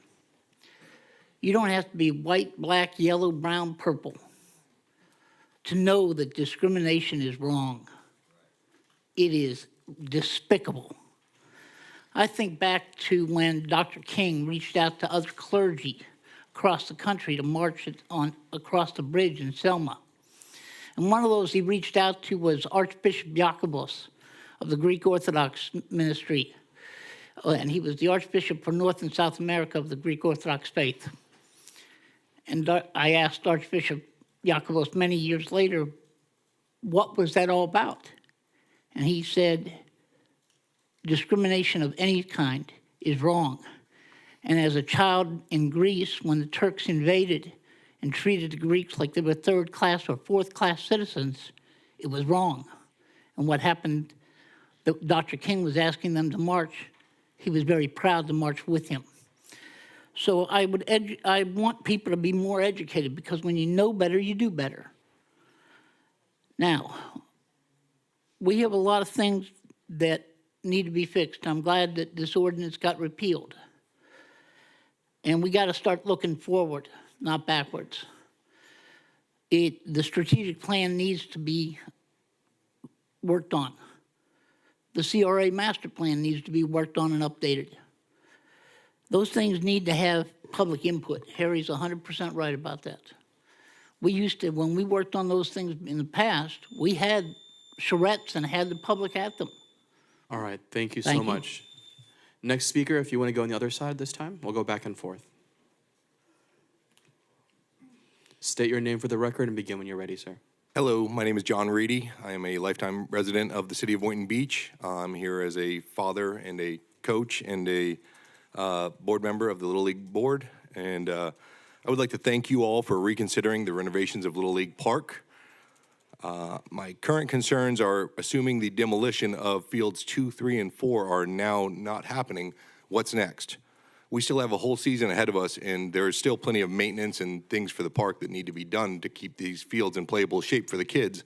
And I definitely think that right now the current maintenance crew or whoever we have contracted that work out to is not fulfilling the needs of the job that they're being paid for. I'm also formally requesting a meeting with the city, the Little League, and the organization involved with the renovations of Field 1 prior to meeting with the architect on the new revised park layout. I encourage you to do your due diligence this time on how the park is used by the people who use it. This has been an ugly situation for all involved, and we would like to find a compromise where no one loses. The League appreciates the efforts of the city to find alternate fields to use during Field 1's renovation and looks forward to working with this together with the city to continue providing the community with our great youth sports program. Thank you so much. Thank you. Next speaker. Good evening. My name is Tony Senkar. I'm a longtime board member, coach, volunteer, and parent at East Boynton Beach Little League. First, I want to thank all of you guys for repealing that despicable ordinance from 100 years ago. I think that touched all of our hearts, so thank you. And what it made me think, that divided a city. Those city leaders from 100 years ago, they divided our city. What brings a city together? Little League is one of those things that brings us together. I just met yesterday with an 80-year-old client. I coached his grandson. He coached his son out there. And he said, Tony, you go speak. It's important. It brings our city together, something like our Little League. After our last commission meeting, I reviewed the contract that you all approved and signed. And you're giving away our fields for $1 a year for a 30-year lease with 2 10-year options for the developer who's taking over our fields. We heard a lot of talk, and you can say it's too late now. We gave our input every step of the way, and it just kept getting ignored. I sent an email 2 weeks ago after our last meeting addressing some of my concerns with the contract. No response. So I'm here tonight speaking where I have to be heard.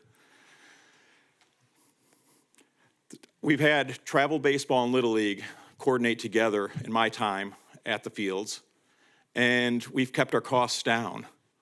Little Leagues are dying across the country. We're one of the few Little Leagues that our numbers are growing every year. And it's because our good players have played rec baseball.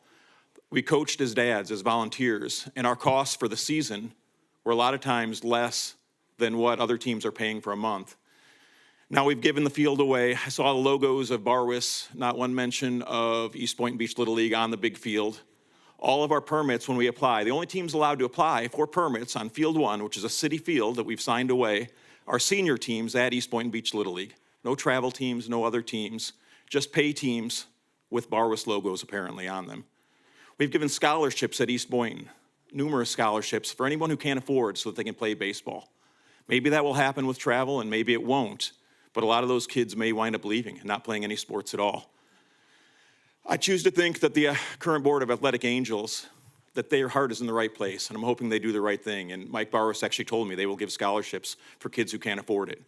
But a 50-year contract is a long time. What's going to happen in 5 years or 10 years or 20 years when he's no longer on the board? It might be a completely different board, but our language doesn't delineate any of that. We have to apply for permits. And they have at their sole discretion the right to give these permits to seniors teams. What if they say no in 10 years and it's a different board? The contract doesn't address any of that. What can we do? We can go have all permits go through the city instead of Athletic Angels.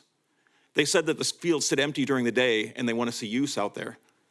Why not allow them the use of the fields at night and give East Boynton Beach Little League the right to the field in the evening while they're out there during the day? That's all I have. Thank you for your time. Thank you.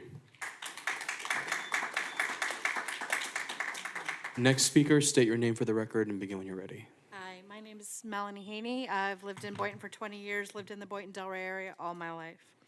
My son learned the game of baseball on the East Boynton fields. He found the game he loves there. When COVID hit and the world shut down, baseball in the East Boynton fields allowed him to get outside and keep practicing the game that he loved to play.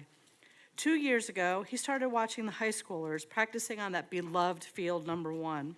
They invited him to practice with them and mentored him. He thrived with the help of those older kids. And in turn, he started helping the younger kids at the park, started volunteering and coaching them.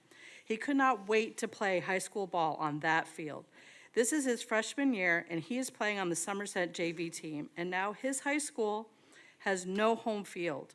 All their games will be played on the opposing team's fields. They will always be the visitors, and they have no home field fans.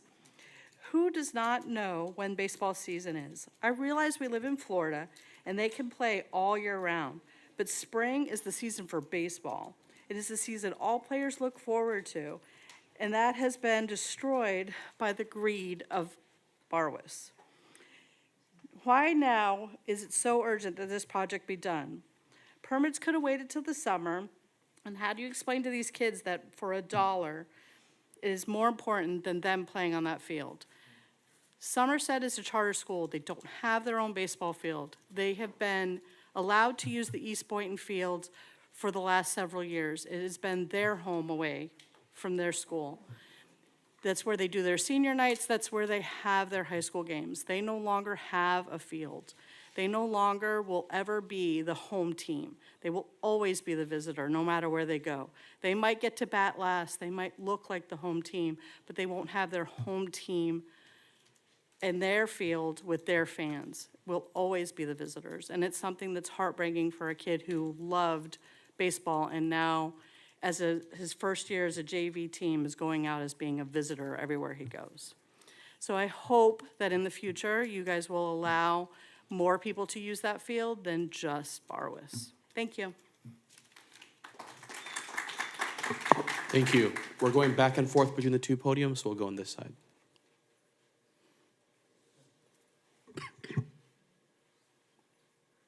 Garrett Mackey, this is my son Theo. So we were brought to East Boynton Beach Little League. Theo was originally playing in a I-9, which is a very basic, just teach the kids the fundamentals of baseball. The director approached us one day and said that, Theo is getting really advanced and he needs to find a league that would suit him better. So after discussing some of the leagues around Palm Beach County, he named several leagues, but East Boynton Beach Little League stood out to us as the best. He explained nothing about the conditions of the field. He didn't say, it wasn't about what the grass was made of or if we had turf at the fields. He explained that this is the best league for your child because of the community that's there. He explained that the coaching, how advanced the kids become once they go to East Boynton Beach Little League. He explained how close the community is, and that's what drove us to come here. I came to East Boynton Beach Little League, volunteered as a coach, and was quickly accepted by the community. I just want you guys to know that it's not what the field is or what the field's made of, what the goals are, what the plans are. It's the community that's already there. And it wasn't this travel team. He didn't tell us you should come to this because there's $1,000 a month travel team that hosts these fields. It was because East Boynton Beach Little League was affordable and it was the best option for Theo at the time. They had the option of a travel league already. It's already there. But to sell it out to somebody for $1 a year that doesn't need to be there, they're not the ones that built these fields. I'm telling you, in Palm Beach County, East Boynton Beach Little League is known as the fields to be at already. I don't think we had to give them up to a travel team that doesn't belong there. Thank you.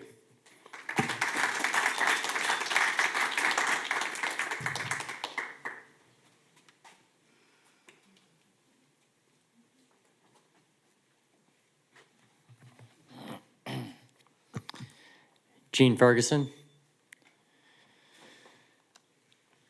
I want to address on, I don't know if this is allowed, but Ms. Shauna Lamb had sold, if you can stop playing Candy Crush, maybe pay attention for a second. Sir, just continue, please. Okay. Had sold Barwis. They are a great organization. They are nonprofit, excellent coaches. They give back to the community, 20 years experience. Guess what? East Boynton, 70 years experience. Coaches took them to the Little League World Series. To state, districts, we win all the time. Nonprofit, also. Give back to the community, do the research. We give back to the community. So How does that organization get the fields for $1 when we're doing 3-4 times as much? None of these people that come up here, they don't get paid a dime. Does Barwis get paid for that? Does his family get paid for it? I'm sure he does. I'll be the first one to go to Barwis. They have a great organization in Jupiter, in Colorado, probably where they go skiing, in Hillsborough. They have a great organization. But this is not travel ball. This is not the higher level. This is for the average kid that their parents work 40 to 60 hours a week, and they pay $200, and their kid plays for 6 months. You know, Barwis said, this is, you know, $100 a day. These people can't afford this, right? And you guys just gave that up. How do you do this? Can you get it back? Please ask those questions, all right? It's not right.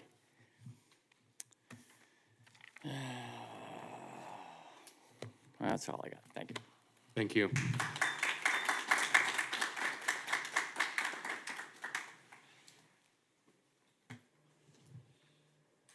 Hello. Good evening, everyone. This is probably the hardest. Could you state your name for the record? Sorry, Phil Turano, 4789 Lake Worth.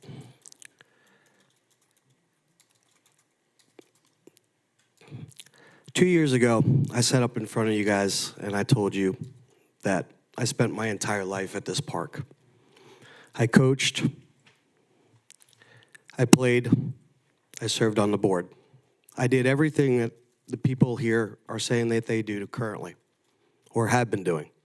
And I commend them for what they have done, because it's not an easy work.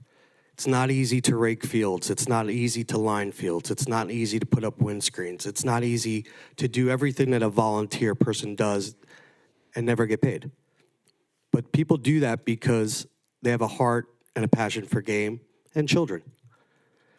When I sat up in front of you guys, I told you I was trying to do something to keep Little League here. Not to bring travel baseball, to keep Little League here. Because in 2005, we fought to keep the fields from the cemetery. Jack McVeigh, myself, and a bunch of other people that were on the board at the time. And when we did that, we had nothing but aspirations to help children and continue to keep helping children through the game of baseball. Now, lots of things have been said about me. I'm not Mike Barwis. I'm Phil Turano. I didn't ask for Field 1. I never had any intentions to take anything away from any child, from any community, or from any baseball team. My kids play the game of baseball. They play Little League. My son was told 2 weeks ago that he couldn't play in a tournament because of what his father was doing in the community. Those are the people that love kids. So,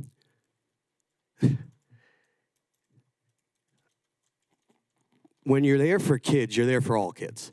No matter whether you like their father or not. You're there for kids. I just had a tournament this weekend. 96 teams were at my tournament. And the people that told my son that he couldn't play baseball, I still allowed. Why? Because those people are adults. They're not children. They're adults that are trying to keep a kid from playing baseball because his father decided to finally do something for the fields that he grew up on and do something positive in the community. I've given away scholarships. I've done everything that I said I was going to do, and I never even put a shovel in the ground. May I have a few more? Unfortunately, it's only 3 minutes per person. Okay. Thank you very much Thank for your you. time. Thank you. Thank you. Next person.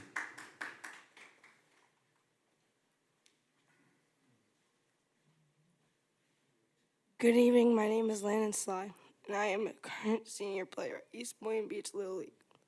I am also a recent recipient of the East Boynton Beach Little League Hall of Famer Award. This award is given to players who have played at East Boynton from T-ball through seniors. Currently, I am unable to play on my home field. the field where I fell in love with baseball. I am here tonight to ask you all to reconsider your contract with Barvis and the Athletic Angels and the future of the Field 1 at East Boynton.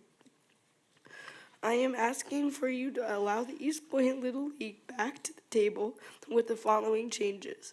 Allow the Little League access to the field during the week from 3:30 p.m. to 9:30 p.m. and on Saturdays from 8 a.m. to 6 p.m. Let the league be allowed to hold our special events on Field 1, such as opening ceremonies, pitcher day, etc.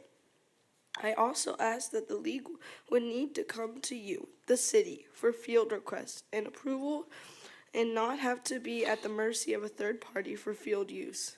I also want to make sure that the blue and gold and East Boynton logo is included in the renovation of the field and not the colors of a Barless travel team.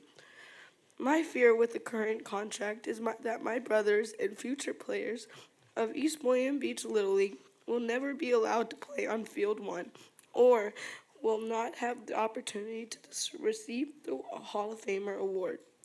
I implore you to reconsider the contract and think about the 7 years of baseball that is woven into our city's history. I hope that future generations are given the same opportunity that I was to fall in love with baseball at East Boynton. Thank you. Thank you. Next person. Hi, good evening, everyone. Jessica Ferguson, mom of 5 boys, 3 of which currently play at East Boynton Little League. Landon, we love you, man. That was touchful. Thank you. And that was my son, Gio, who also is a senior, who is a little shyer than Landon, but thank you for supporting him. I want to first off start off by saying thank you to all of you. You guys just recently passed something that really meant a lot to all of us, and the gentleman who was here before us, and keeping him away from our fields and keeping our children, our coaches, board members safe. So thank you for that. We really appreciate that. I don't know if it was because we showed up here earlier or how exactly that came about, but a little piece of me would like to feel that you guys heard us and actually did something about it. So we appreciate you on that aspect. In regards to Field 1, I think you've heard over and over how we want to go back to the table. We want to be able to sit there with Mike or whomever we need to, or whoever we can, and try to amend that contract. Some of those things that were inserted in that agreement were done so without communicating with us, without asking what actually is the best thing for our league, for our players, for Landon, for Gio. Nobody asked us. And I think that we should have been included in those conversations. I think at least knowing exactly what our schedule was would have avoided a whole bunch of what's actually happening now, if you guys would have at least communicated with us the proper way. I know it was said at the last meeting that I had a meeting with Ms. Lamb. We did, but our meeting was pertaining to Mr. Phil Turano and the trespassing order against him. It had nothing to do with Field 1, so I just wanted to make sure that was on the record. It saddens me a little bit, right, standing here, seeing Landon and Gio and the T-ballers before us feeling displaced because our East Boynton Little League has always been about family, about being there for each other, about helping each other in times of needs, about supporting each other when they do something well. Freddie, who is here with his mom, 100% gives back. My little guy who's 9 looks up to him and wants to be a Freddie because he played on those senior leagues, and now he doesn't have that Freddie to look up to because Freddie doesn't have a field to come out and practice at. So those little things that we're not thinking about, that we're taking away from the children, is devastating. We're not giving them a home where we're supposed to be home. I always say East Boynton is my second home and maybe my first home because I think I spend more time there than I do in my actual home. But I love it. I love everything that I do for them because they are right there doing it right back to me. We're one. We are the heart of Boynton Beach. Thank you. Thank you. Next person, this side. Hi, my name is Tiara Rogers. I have 2 boys at East Boynton and then this one that plays t-ball when she wants to. I also just want to piggyback on Jessica and say thank you. I do think that we were heard last week. I was emotional, so I don't think I did a very good job of expressing how fearful I am still currently. I've actually put more cameras on my house because of the man that just left this room. So the fact that you all heard us, whether it be for behavior or other reasons, I do appreciate that.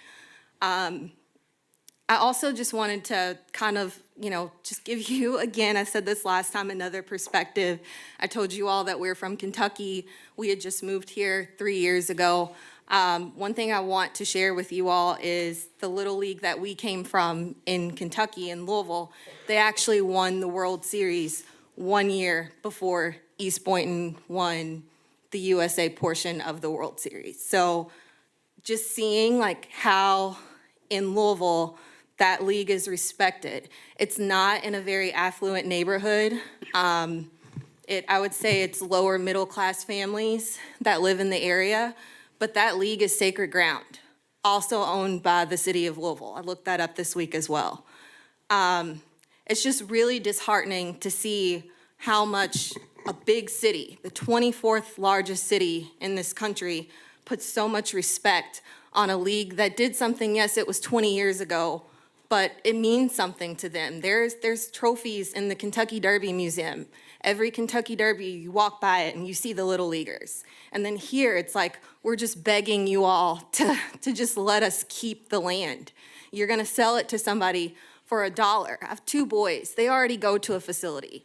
We're already at a facility, probably the most reasonable facility in the area. We don't need it. I don't feel like any of these other kids. I see these kids at the facility too. It's reasonable, owned by good people. We just want Little League. We want the community aspect of what we're getting now. We want to maintain the family. I want my kids to go sit under the pavilion and do their homework, like with kids in their class. That's what we're trying to maintain. We don't need the big, shiny, beautiful stuff. We just want our family. It feels like you're selling family. Like, how much are you gonna give a family member away for? Like, what cost would you put on your favorite family member? I just want you to think about that. But I do appreciate being heard. I hope the conversations continue to be had and the kids are considered. That's all. Thank you. Thank you. I see one more person on my right. Please begin when you're ready. Good evening. My name is Barbara Reedy.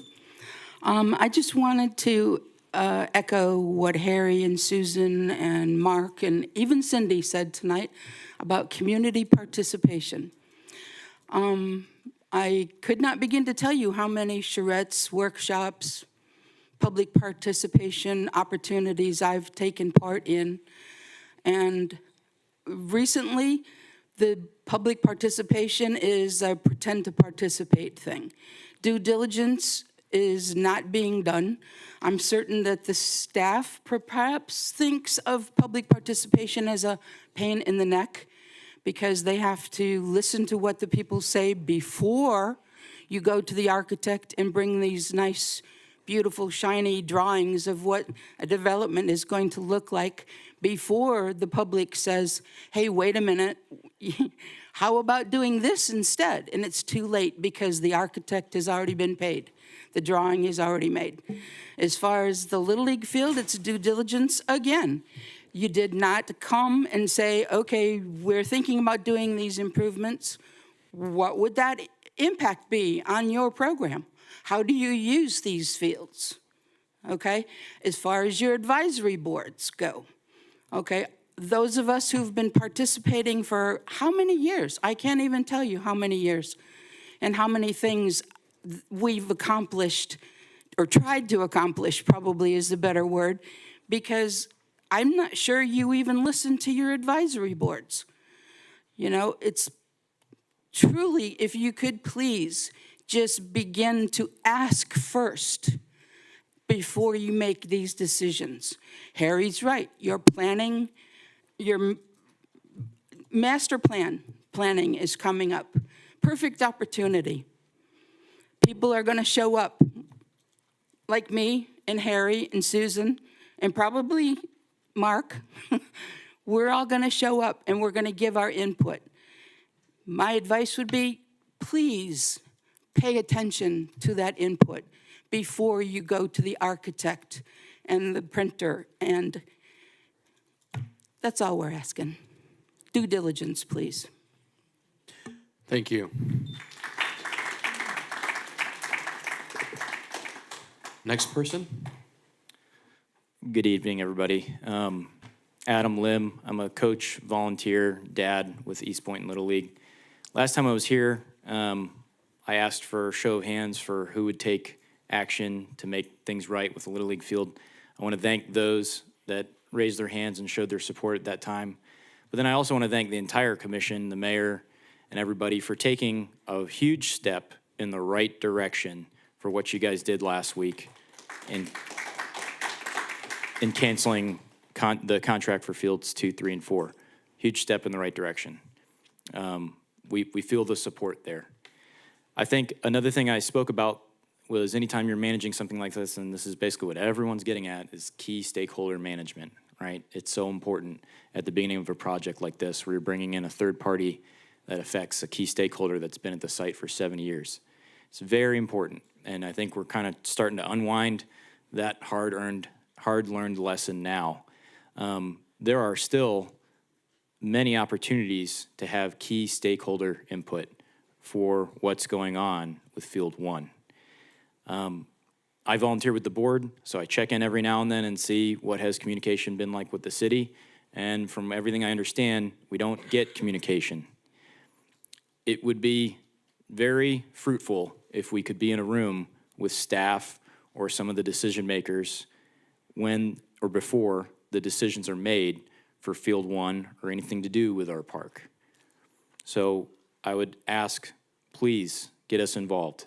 Either, Vice President Jess, she's here tonight, the President AJ, you can contact myself. We're all willing to come talk, right? Like, let's talk. You guys extended the olive branch last week with the action and the cancellation of that contract. Again, thank you. We're ready to move forward.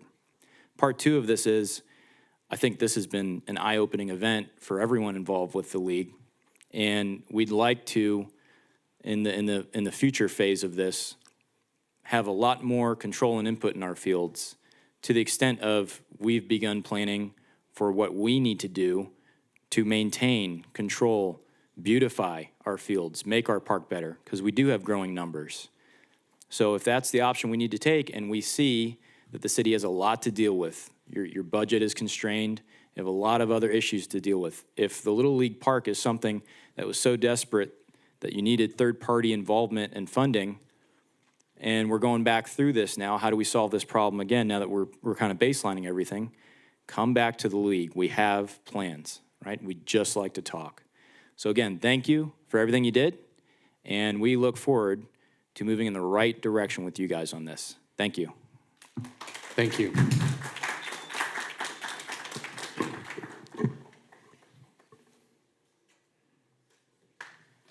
Good day. Paul Bergen, coach and parent. 100 years ago, laws were put on the books by individuals doing what they believed was in the community's best interest. Today, those disgusting laws were removed. The current contract regarding Field 1 has no hard guarantees to East Boynton Little League. Oh, you can have the fields 2 o'clock in the afternoon on a Wednesday when those kids are in school. That's how loose the contract is. My question for this council is, in 2 or 100 years, will history have the same judgment for you regarding those disgusting choices? Thank you. Thank you. Last call for in-person public comment speakers. Now is the time to approach the podium. I see one more person, after which we'll go to those online. Hi, Ernest McNally. I don't really I didn't think that in these meetings everybody is okay with texting, but I guess texting is okay, and it just seemed like I expect the city officials to kind of be focused on us and all that stuff, and it just seems like there's a lot of texting going on everywhere, and a lot of getting up and going in the back room and going out in the hall and having meetings. Shouldn't it all be here, like with everybody listening? Shouldn't it all be? And I'd also like to say that I don't think there's been a time in recent history where as many city officials are quitting, being fired, being charged criminally, lawsuits. I mean, every week it's 3 or 4 more. Public Works Utilities, gone. Parks and Recreation, gone. Art Director, gone. Human Resource, gone. Gone. Gone, gone, gone. Everything's gone. The problem is, whenever someone comes here and makes an allegation or a complaint against anybody in the government, all of a sudden we're told, oh, there's going to be a big investigation, the public's going to be part of it, and we never hear of it, and then all the people who made the complaints get fired. And then it just keeps going on, and everybody keeps texting. Secretly, like we don't know. All right, your time is up. Thank you. Let me check for those online. Let's see. I see no one online. With that, public audience is now closed. Thank you, everyone who spoke.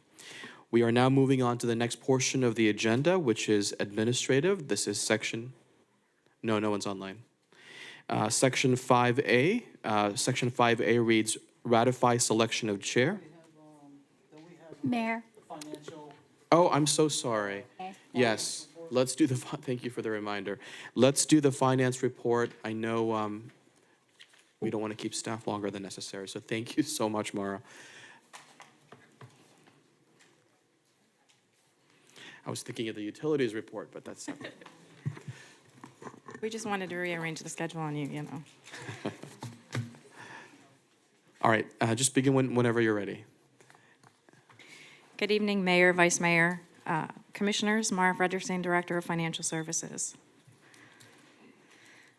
So this is our organizational chart. As you can see, we have several different divisions made up of our budget division, our purchasing division, payroll, our materials and distribution, our community improvement division, our grants division, and our accounting division.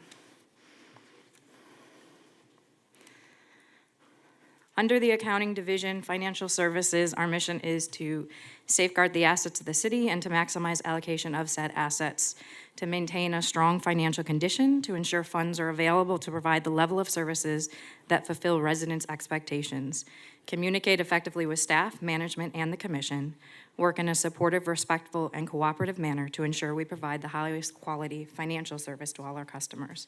And our core services are accounting, purchasing and procurement, payroll, accounts payable, revenue management, the annual financial audit, the annual budget development, policies and procedures, and grants.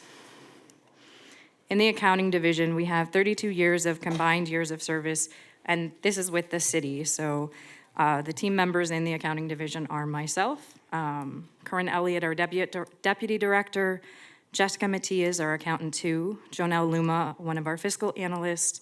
We have a high school intern, Samuel Abrams, our accounting clerk, Vanessa Jobam, and Alicia De Jesus is an accounting clerk. Obviously, they come in with more years of service, but this is just years of service with the city. So highlights of the accounting division. We received the GFOA award for financial statements this past year. We've implemented investment policy and diversified our portfolio. We received the GFOA award for budget. We brought in Davenport for review and implementation of our fund balance and stabilization policy.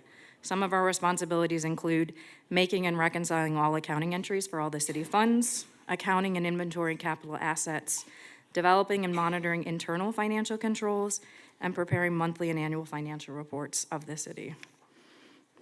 The city finances are made up on a fund structure basis based on city operations, external restrictions such as state statutes or federal regulations, and governmental accounting requirements. We have 24 budgeted funds grouped into 2 activities, those being our governmental, which is including the general fund, and business, which includes the utility fund. The city finances for governmental are general fund, capital improvement fund, the fleet maintenance fund, our public service tax fund, our debt service fund, and special revenue funds. They are funded through taxes, state and other shared revenues, fees and transfers in. On the business type, we have fees to external parties, and those are funded. The business type funds are your water and sewer fund, your solid waste fund, and your golf course fund. So some of the activities within the accounting division are collecting revenues. I've kind of already covered what that looks like, but receiving and safeguarding the receipts, depositing all monies, proper accounting of the revenue, and monitoring the estimated budgeted revenues. We also do investing for our cash, monitoring the cash flow requirements, investing according to the established policy, participating in the issuance of debt with the assistance of our bond counsel, and monitoring debt compliance requirements. On the expenditure side, we receive all invoices for payment. We disperse funds to all vendors, disperse payroll to employees and others, and provide accounting for all of the expenditures. Our cash and investment balance as of December 31st was about $168 million. The average month-end yield was 4.75%, and this is regulated through city policy and statutory policies. In our budget division, we have Mr. Anthony Davidson. He's our division director. He's been with the city for 16 years, and Fabio Baca, one of our accountants, who's also been with the city for 16 years. So, why budget? It's an annual process that requires high interdepartmental management and management involvement. Governments are required to manage resources and manage spending for parks, infrastructure, water and sewer, police, fire, and et cetera. The budget process consists of activities that encompass the development, implementation, measurement, and monitoring of the city's approved financial plan for services, operational needs, human resources, and capital projects and asset management. Some budget facts and accomplishments for this year. The annual determination of the impact of the millage rate, currently at 7.85 mils, yields about $71.6 million for the ad valorem revenue. They monitor the revenue appropriations in the amount of $285 million for all funds, general fund making up $118 million of that. They process multiple budget amendments with resolutions, estimated quarterly, about 4 per year. They process departmental budget transfers internally. This past year, about 450 budget transfers. The previous year, 320 budget transfers. They also reconcile full-time and part-time positions with the departments and human resources collaboratively. The approved headcount for this year was 918 employees. In addition, they provide quarterly reporting to the Florida Division of Emergency Management.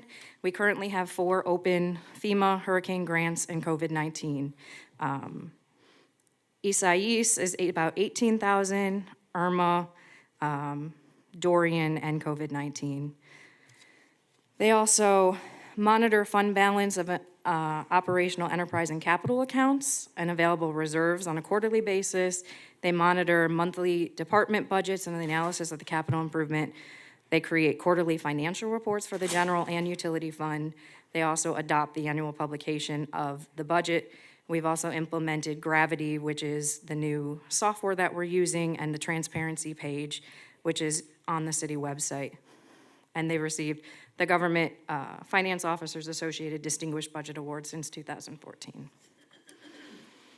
So this is just an image of our transparency page and a picture of the budget award that's received. In our procurement division, we have 27 combined years of experience. Our division director, Christina Pinto, has been with the city for 3 years. Terralyn Pratt, who is our assistant purchasing manager, has been with the city 18 years. Teresa Gonzalez is our senior buyer for utilities, has been here for 5 months. And Roberta Shalmadine, our accounting technician, has been with the city for 5 years. In the purchasing division, they serve to support city departments by procuring the requested goods, services in a timely manner while following state, local, and federal procurement laws. They issue purchase orders, formally solicit for goods, services, and construction projects, assist departments with piggyback agreements, monitor renewal options on current city agreements, coordinate selection of vendors, and recommend policy and procedure. 2023, just some highlights of their solicitations.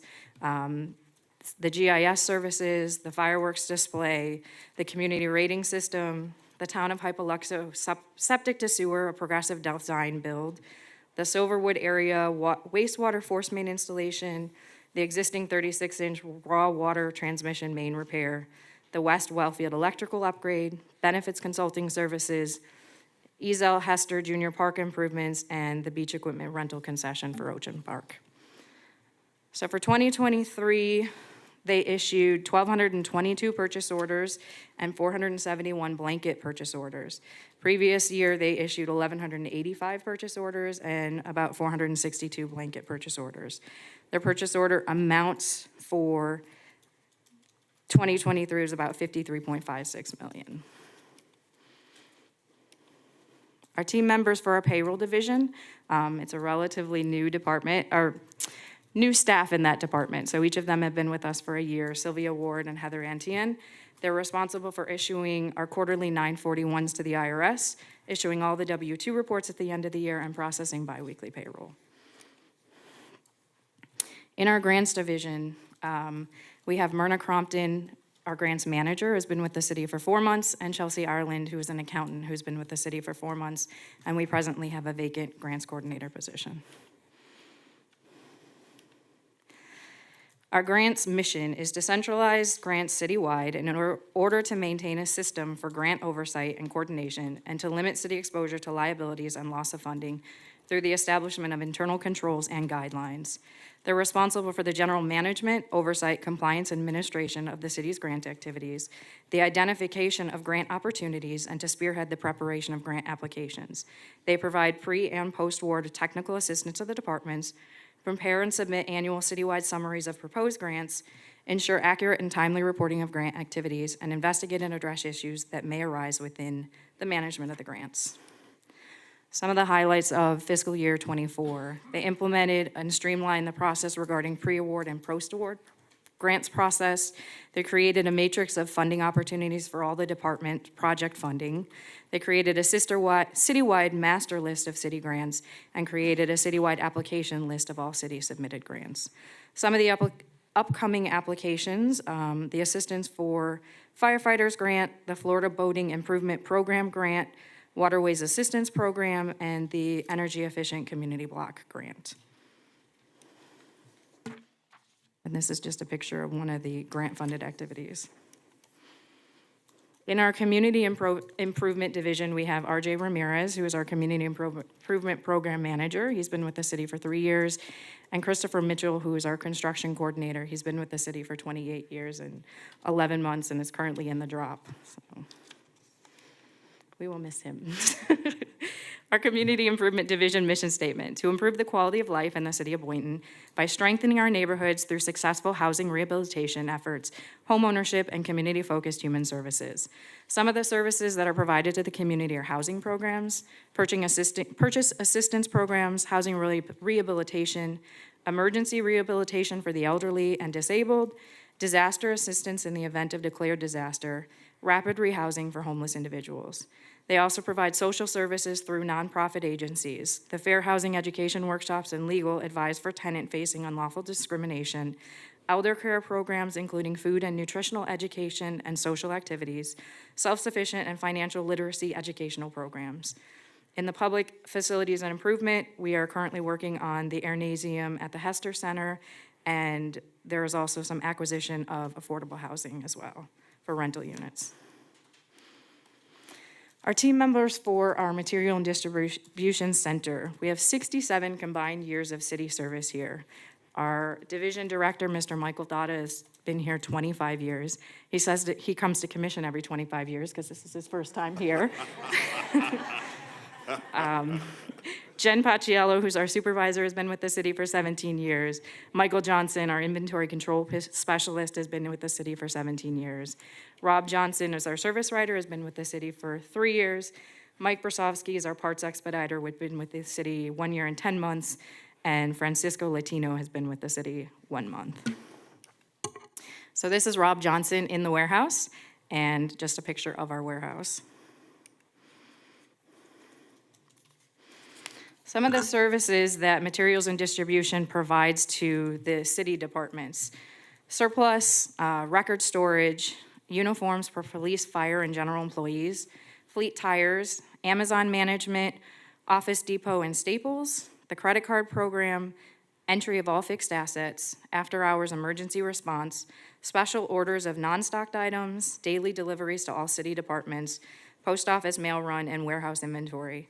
Some of the commodities that they keep in inventory for hurricane and pandemic: tires, safety supplies, medical supplies, uniforms, police gear, hardware, irrigation, utility brass, utility pipe, electrical, and street signs. Some of the contracts managed by the Materials and Distribution Department: utility brass and accessories, utility underground pipe and accessories, Amazon, some of the medical contracts, your staples and office supplies, shipping, your fleet large truck services. So inventory and special order figures for materials and distribution. They have had zero discrepancies since 2012. Their total inventory in 22-23 was $40,230. $2 million issued for the year, which is about $51.41 per order. They processed 11,561 invoices and entered 1,234 new assets into the city inventory. And this is just a picture of my department as at our holiday party.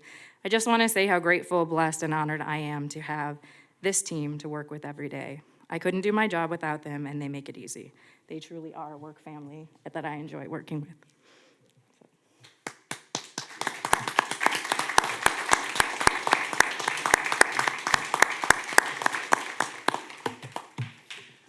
Well, thank you, Mara, and thank you to everybody in the department. Let me just turn to my colleagues now if they have any questions or comments. But keep up the good work, and thank you for everything that you do. Commissioner Cruz. Thank you so much for your presentation and for giving us more insight into all the details of your department and everything it covers. Thank you. Okay, Commissioner Hay, any comments or questions? No, just continue to keep us out of trouble. Commissioner Kelly? Thank you. Thank you for this presentation. I'm sure have lots of questions after I really delve into this presentation, so I'll keep staff posted. Thanks. All right, thank you. City Manager, did you want to say something? Yeah, I just want to say, I know me, Mara, and Tony, we bumped heads quite a few times when I first came in, but I think we've developed such a great cohesive working relationship now that they know I'm also a friendly finance nerd. I'll say I do appreciate all the hard work you guys do, and I know the level of in-depth granular details that go into all sides of it, and I just want to say thank you. And with that being said, I want to ask, can we get a picture with the finance and the commission, if you guys mind? Sure, let's do it. All right, guys, let's step down and let's do a group photo.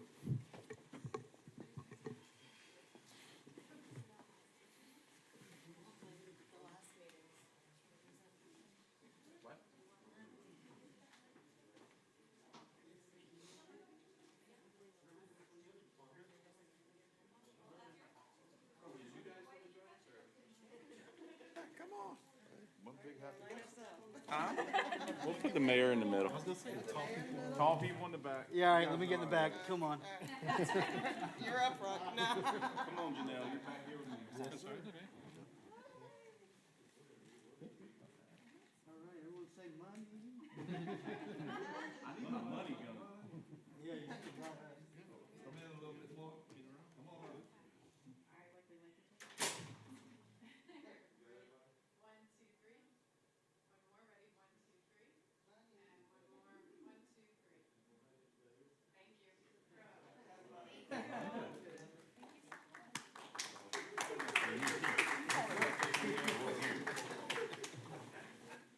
Yes.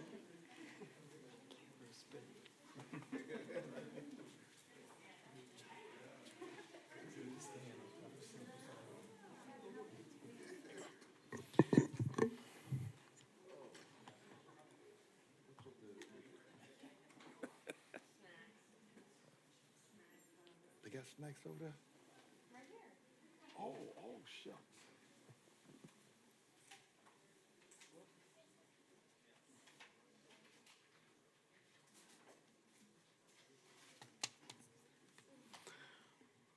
All right, let's continue with the meeting.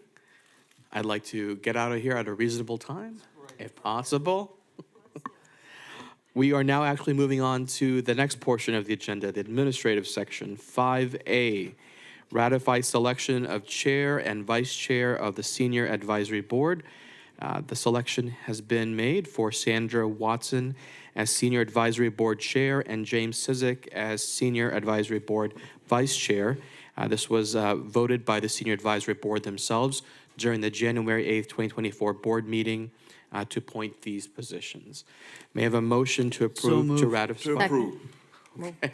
I think Vice Mayor was first. Who was second? Second. The second was Commissioner Hay. All those in favor of the motion, say aye. Aye. Aye. All those who oppose? The ayes have it. Motion passes unanimously. Congratulations, you two. And thank you for being patient for waiting for so long. 5B, ratify selection of chair and vice chair for the Community Redevelopment Advisory Board. Selection of Naomi Cobb as CRA Advisory Board Chair and Cortland McGuire as CRA Advisory Board Vice Chair.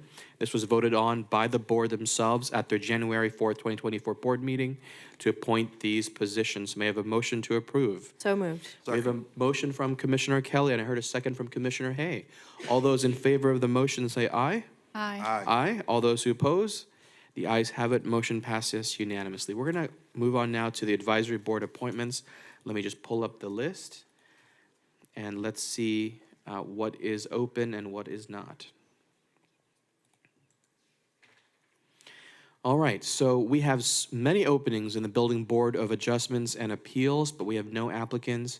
The Employees Pension Plan Board of Trustees has 2 openings with no applicants. Education and Youth Advisory Board, we do have applicants for this. Commissioner Hay, you are the first nomination. It is for the regular position.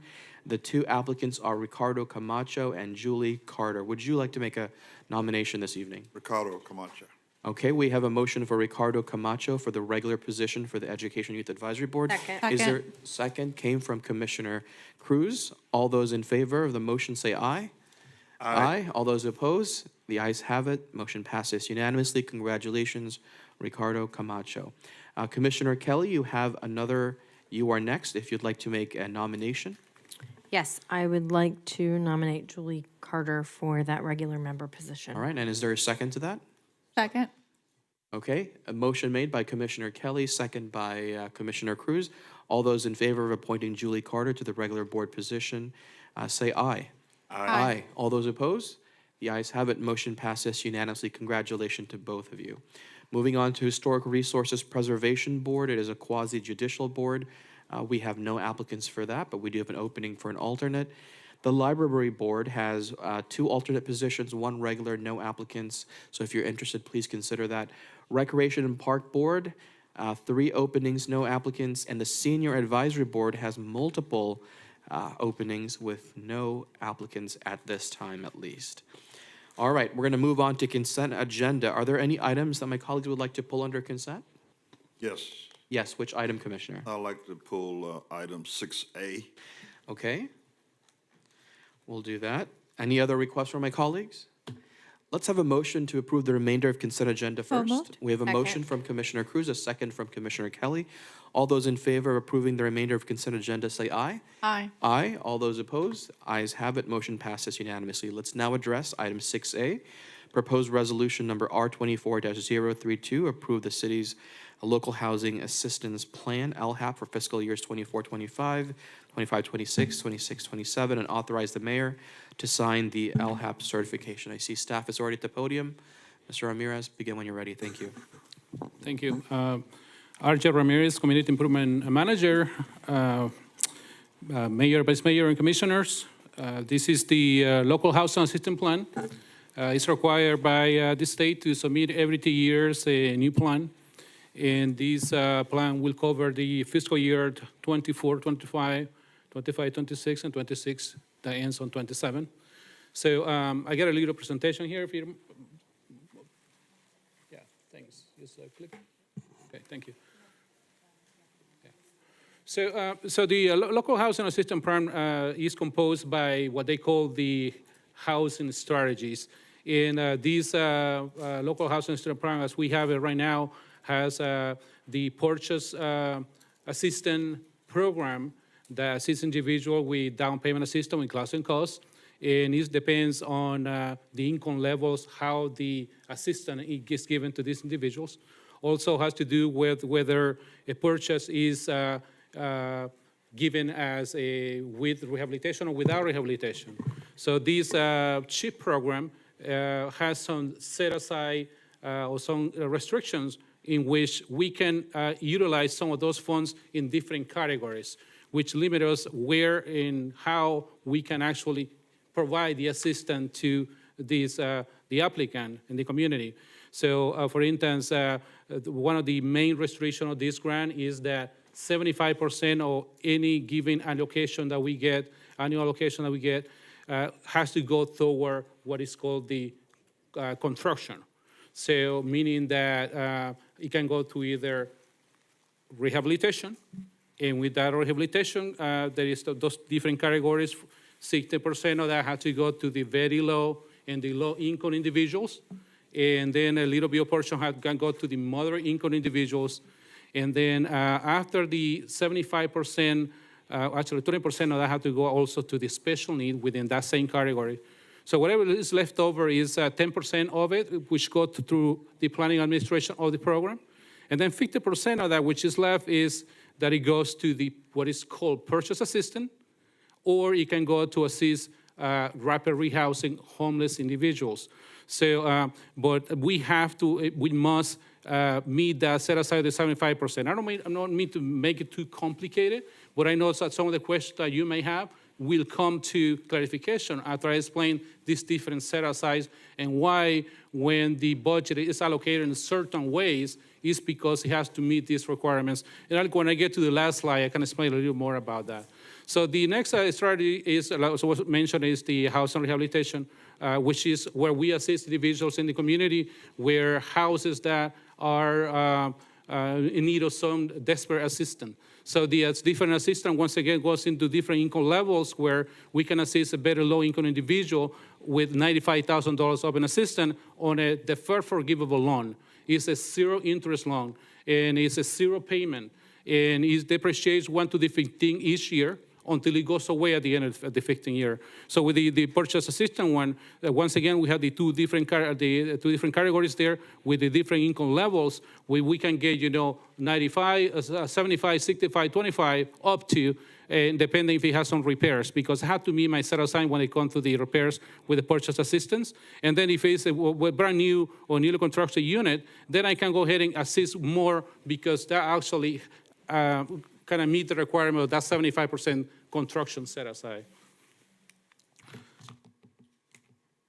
So the emergency repair one is a very popular one, and that one is to assist elderly individuals and or disabled homeowners, with the needed repairs in their home. So this one, again, I try to, the state approved up to $20,000 grant to go to the elderly or disabled homeowners to be able to help them with some repairs. $20,000 now when it comes to doing rehabilitation is really nothing. Really nothing. You cannot even change a roof or windows or anything with $20,000. That's what I do is I match this emergency repair fund from the CHIP program and tie it up with the CDBG, leverage it with CDBG funds, where actually I can combine between the two of them.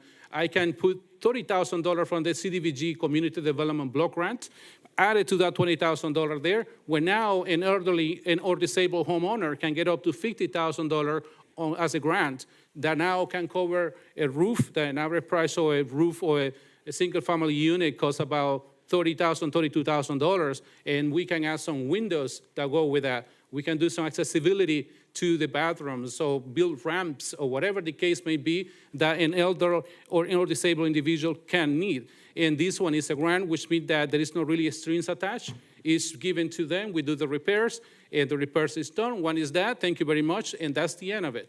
One of the reasons that this strategy is so popular is because it's about 45%, I believe, the statistic is for a house, and is that in Boynton Beach, about 45% of the homeowners are over the age of 62. So, one of the struggles that we had on the expenditure of this fund in the past was that these individuals, their house has been paid off, some of them, and they don't want to get a loan on their house. They'd rather have their home, to get to the point that or being condemned perhaps even, but they don't want to sign a lease with the city. So with this strategy, we can fix that. We're trying to be proactive and try to help them out. Now, if they have in the auction or having a grant, $50,000, we can actually prevent that from happening. So the other one is the disaster assistance, and that one is just in case of a natural disaster declared either by the president or the governor, where we can assist with $20,000 to the income levels there with the low moderate area as a grant that can go toward the insurance deductible or any repair that might be done as a cause of a natural disaster, declared natural disaster. So the last one there, that's the most recent one, the rapid rehousing. Now this one goes straight to home to assist homeless individual residing within the city of Boynton Beach with a grant that is up to $10,000. So we partner as part of the this current year, as a matter of fact, we partner with a nonprofit organization, is Viranova, which is assisting, homeless youth, 18 to 25, with the wraparound services, which that one is a very important word to keep in mind, because it doesn't matter if we can be able to assist homeless individuals with $10,000 to help with the first last secure deposit and try to stretch it out as much as we can. Each individual case of a homeless in your community, a homeless individual in the community, is a very specific case, which means it needs more than just the funds to be able to get them out of the street. Sometimes you need wraparound services because it could have some mental health issues, it can have some other issues that without the proper care, then these individuals are not assisted properly. That's why it's so important to partner with nonprofit organizations that have the wraparound services in order for us to be able to assist them properly.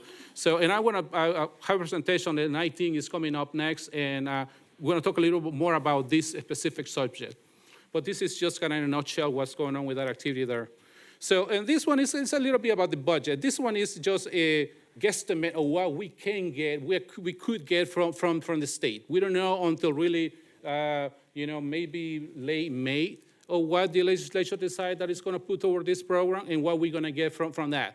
So, but nonetheless, if you look at the bottom of that slide there, is where the set-asides are reflected, where that 75% of any given allocation during the year has to go toward that construction or rehabilitation. So that's a must, that is not negotiable. Then that leaves us about 15% of that can go either toward the purchase assistance program, or we can go toward, assisting homeless individuals in the community.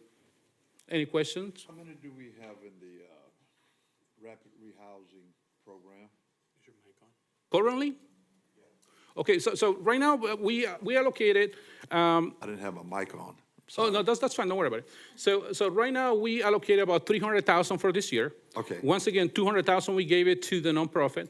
So in house we kept about $90,000 approximately, something like that. So because actually it was $300,000, but we assisted one individuals. So and then application we're giving out. There were a lot of questions, a lot of phone calls. I got literally about maybe 105 phone calls from different individuals from the city, and also from either Hollywood, Fort Pierce, and West Palm, and some other places. So, but we're trying to prioritize what we have here in Boynton Beach. So out of that, about 65 applications were given out. And so far what we got was, we got about maybe 9 applications which kind of were encumbered toward assisting this individual that came back in. So at this point, because of the funds that we got, and the only reason that we got these funds, so much funds available, it was because there was something that is called the program income. So when individual either someone that we assisted with household rehabilitation or someone that we assisted with purchase assistance sell their home before the 15-year term, then those funds come back to the CHIP program. So those funds don't have to meet the 75% set aside, where I can just put it all toward the rapid rehousing because it won't affect my set aside on the annual allocation. So we got about, I think, $192,000, somebody sold a house and came back to the program. So I put some other funds that I have available to be able to come up with $300,000 that I can put toward that rapid rehousing. So anytime that I get any program income, I try to push it toward the rapid rehousing program because there is a huge need in the community to assist homeless individuals. Now, when I get an amount of funds where it's actual substantial, because when I partner with a nonprofit organization, they have to get their cut, obviously, to be able to get the case management in place and everything, all the logistics in place, to be able to assist these homeless individuals. And once again, because of the wraparound services, it is so vital and important to have an organization that will provide the wraparound services to the homeless individual in order for them to be assisted properly. So that's why I try to collect as much funds as I can and to put it into an amount where it can be substantial, so I can be able to pass it to a nonprofit organization so they can be able to assist these homeless individuals properly. Very good. When it comes to the homeless, how do we get our clients? Do they come to us or we seek them out, or how does that work? Exactly. So what we do with that is, in this particular case, as we are right now, so we refer them to, for instance, to the Villanova for those that are 18 to 25. So they go to the process in Villanova. The one that I have, because there was a bit of money left on it, so those came directly to us, and I assist them personally and did a high priority to be able to get it into place. Some of those individuals are already being placed in apartments, and they got the assistant to be able to get an apartment and to be able to get utility assistance and stuff. They already got housing, so to speak. So now, moving forward, what we intend to do is to be able to, once again, because the city doesn't have any other funds that come direct to the city to assist homeless individuals, everything goes to the county.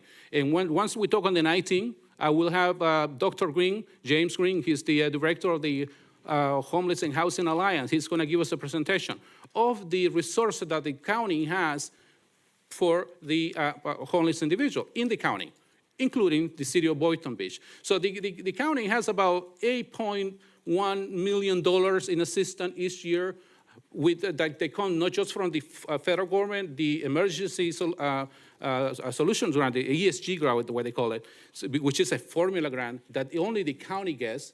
But in addition, they add other sorts of funding, like the ad valorem and stuff like that, to be able to come up with assistance that is provided to the homeless community through different programs in the county, including the city of Boynton Beach. But Dr. Green will explain in more detail, because he is the one that keeps all the data and everything else. And I will go into more into what we have in the city of Boynton Beach, how many were counted in the last point in time and stuff like that. So we're gonna kind of go into that. And then once again, I'm gonna go into getting into what kind of funds do we really have?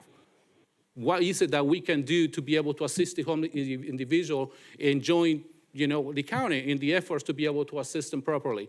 So, but at this point, what we only have for to assist homeless individual is, once again, just a chip, what we can use, which is the 15%, that either can go toward assisting homeless individuals, or it can go toward assisting someone to purchase a home.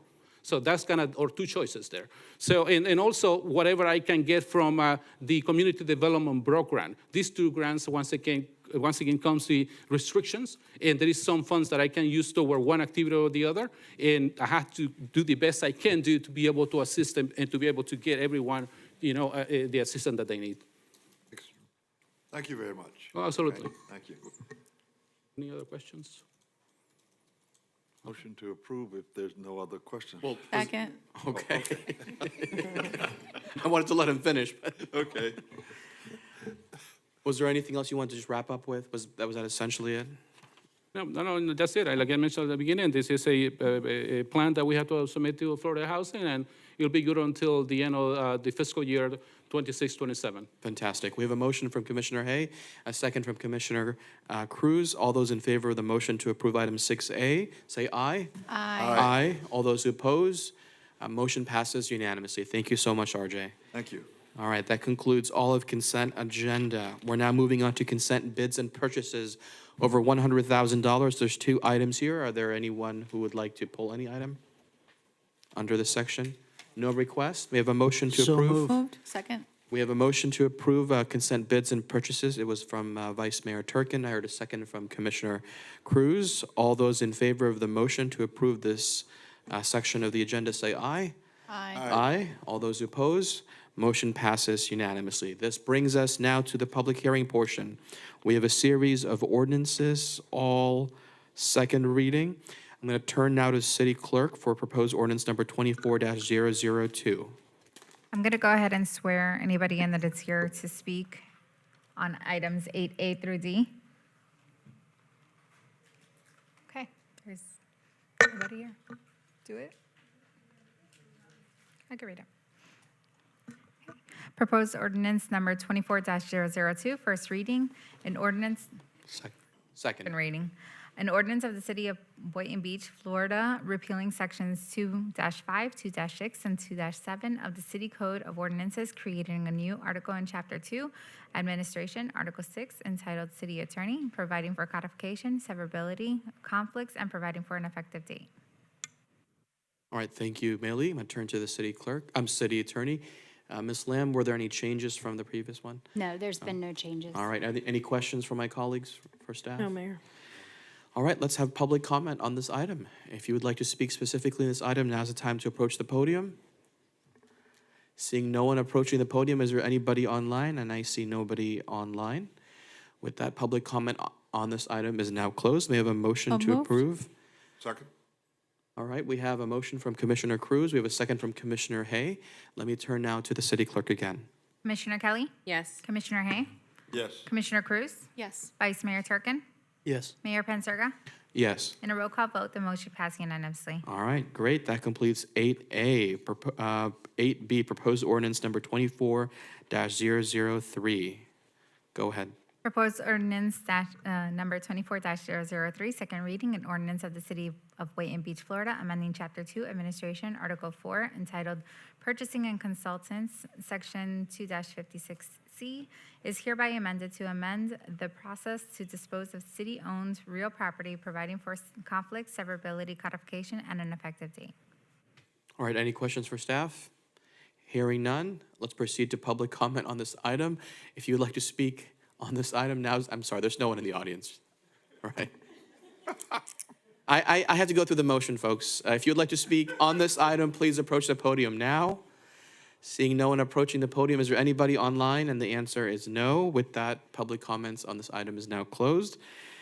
We have a motion to approve item 8B. So move. We have a motion from Vice Second. Mayor and a second from Commissioner Cruz. Maylee. Commissioner Kelly? Yes. Commissioner Hay? Yes. Commissioner Cruz? Yes. Vice Mayor Turkin? Yes. Mayor Penserga? Yes. In a roll call vote, the motion passed unanimously. Thank you. And I do apologize, I misspoke. There is one resident in the audience. So thank you for always being here. Item 8C, proposed ordinance number 24-004. Proposed ordinance number 24-004, second reading, an ordinance of the City of Boynton Beach, Florida, amending Chapter 2.5, Alarm Systems, to clarify fire department fees for responding to excessive false alarms, providing for repeal of conflicts of laws and conflicts, severability, codification, and an effective date. All right, thank you. Anything from my colleagues? Mayor, I'd like Yes. to make one comment on this item. Sure. There was an article posted that we were raising fire department alarm fees, and I just want to clarify that this ordinance does not do that. In fact, the last resolution that adopted fire alarm fees was in 2022, and we are not making any changes to that. All right, thank you for that clarification. And thank you for letting me know, because I didn't know about the article. Man, don't write anything bad about the city. Gosh. Oh, they'll think of anything. Twist words, yeah. They will think Come of on, anything. we need credible media out there. Okay, Motion to approve. Second. Well, I have to formally ask for public comment, so let me Oh. just, if you, My bad. if there's any legal challenge, we did all the steps. If you'd like to speak specifically on this item, now is the time to approach the podium. Seeing no one approaching the podium, I'm going to look online, and there is no one online. With that, public comment on this item is now closed. Commissioner Kelly, would you like to make the motion again? Motion to approve. And the second came from Commissioner Hay. City Clerk. Commissioner Kelly? Yes. Commissioner Hay? Yes. Commissioner Cruz? Yes. Vice Mayor Turkin? Yes. Mayor Penserga? Yes. In a roll call vote, the motion passed unanimously. Thank you. This is the last item in this section. Proposed ordinance number 24-005. Proposed ordinance number 24-005, second reading, an ordinance of the City of Boynton Beach, Florida, amending Chapter 9, Fire Protection and Prevention, Section 9-1, Boynton Beach Fire Codes adopted to update the city code as required by Florida statute when a new edition of the Florida Fire Prevention Code has been adopted, providing for repeal of laws in conflict, severability, codification, and an effective date. All right, anything from my colleagues? Any questions? Let's turn now to the public. If you'd like to speak specifically on this item, now's the time to approach the podium. Seeing no one approaching the podium and no one online, public comment item. Motion to approve. All right, thank you Second. so much. We have a motion from Commissioner Cruz, a second from Vice Mayor Turkin. City Clerk? Commissioner Kelly? Yes. Commissioner Hay? Yes. Commissioner Cruz? Yes. Vice Mayor Turkin? Yes. Mayor Pensurga? Yes. In a roll call vote, the motion passed unanimously. All right, before I ask for a motion to adjourn, I just want to inform my colleagues, staff is requesting a group photo, so please don't leave just yet. We're going to step down in a second. If there's any closing comments, do you have any closing comments for this evening? Nothing from my left, anything from my right? May I have a motion to adjourn? So moved. I have a motion, a second. All those in favor to adjourn, say aye. Aye. Aye. All right. Have a good night, everyone. Thank you so much. And to all of our staff and everyone who stayed late, thank you for your patience and participation. All right, let's step down for the group photo.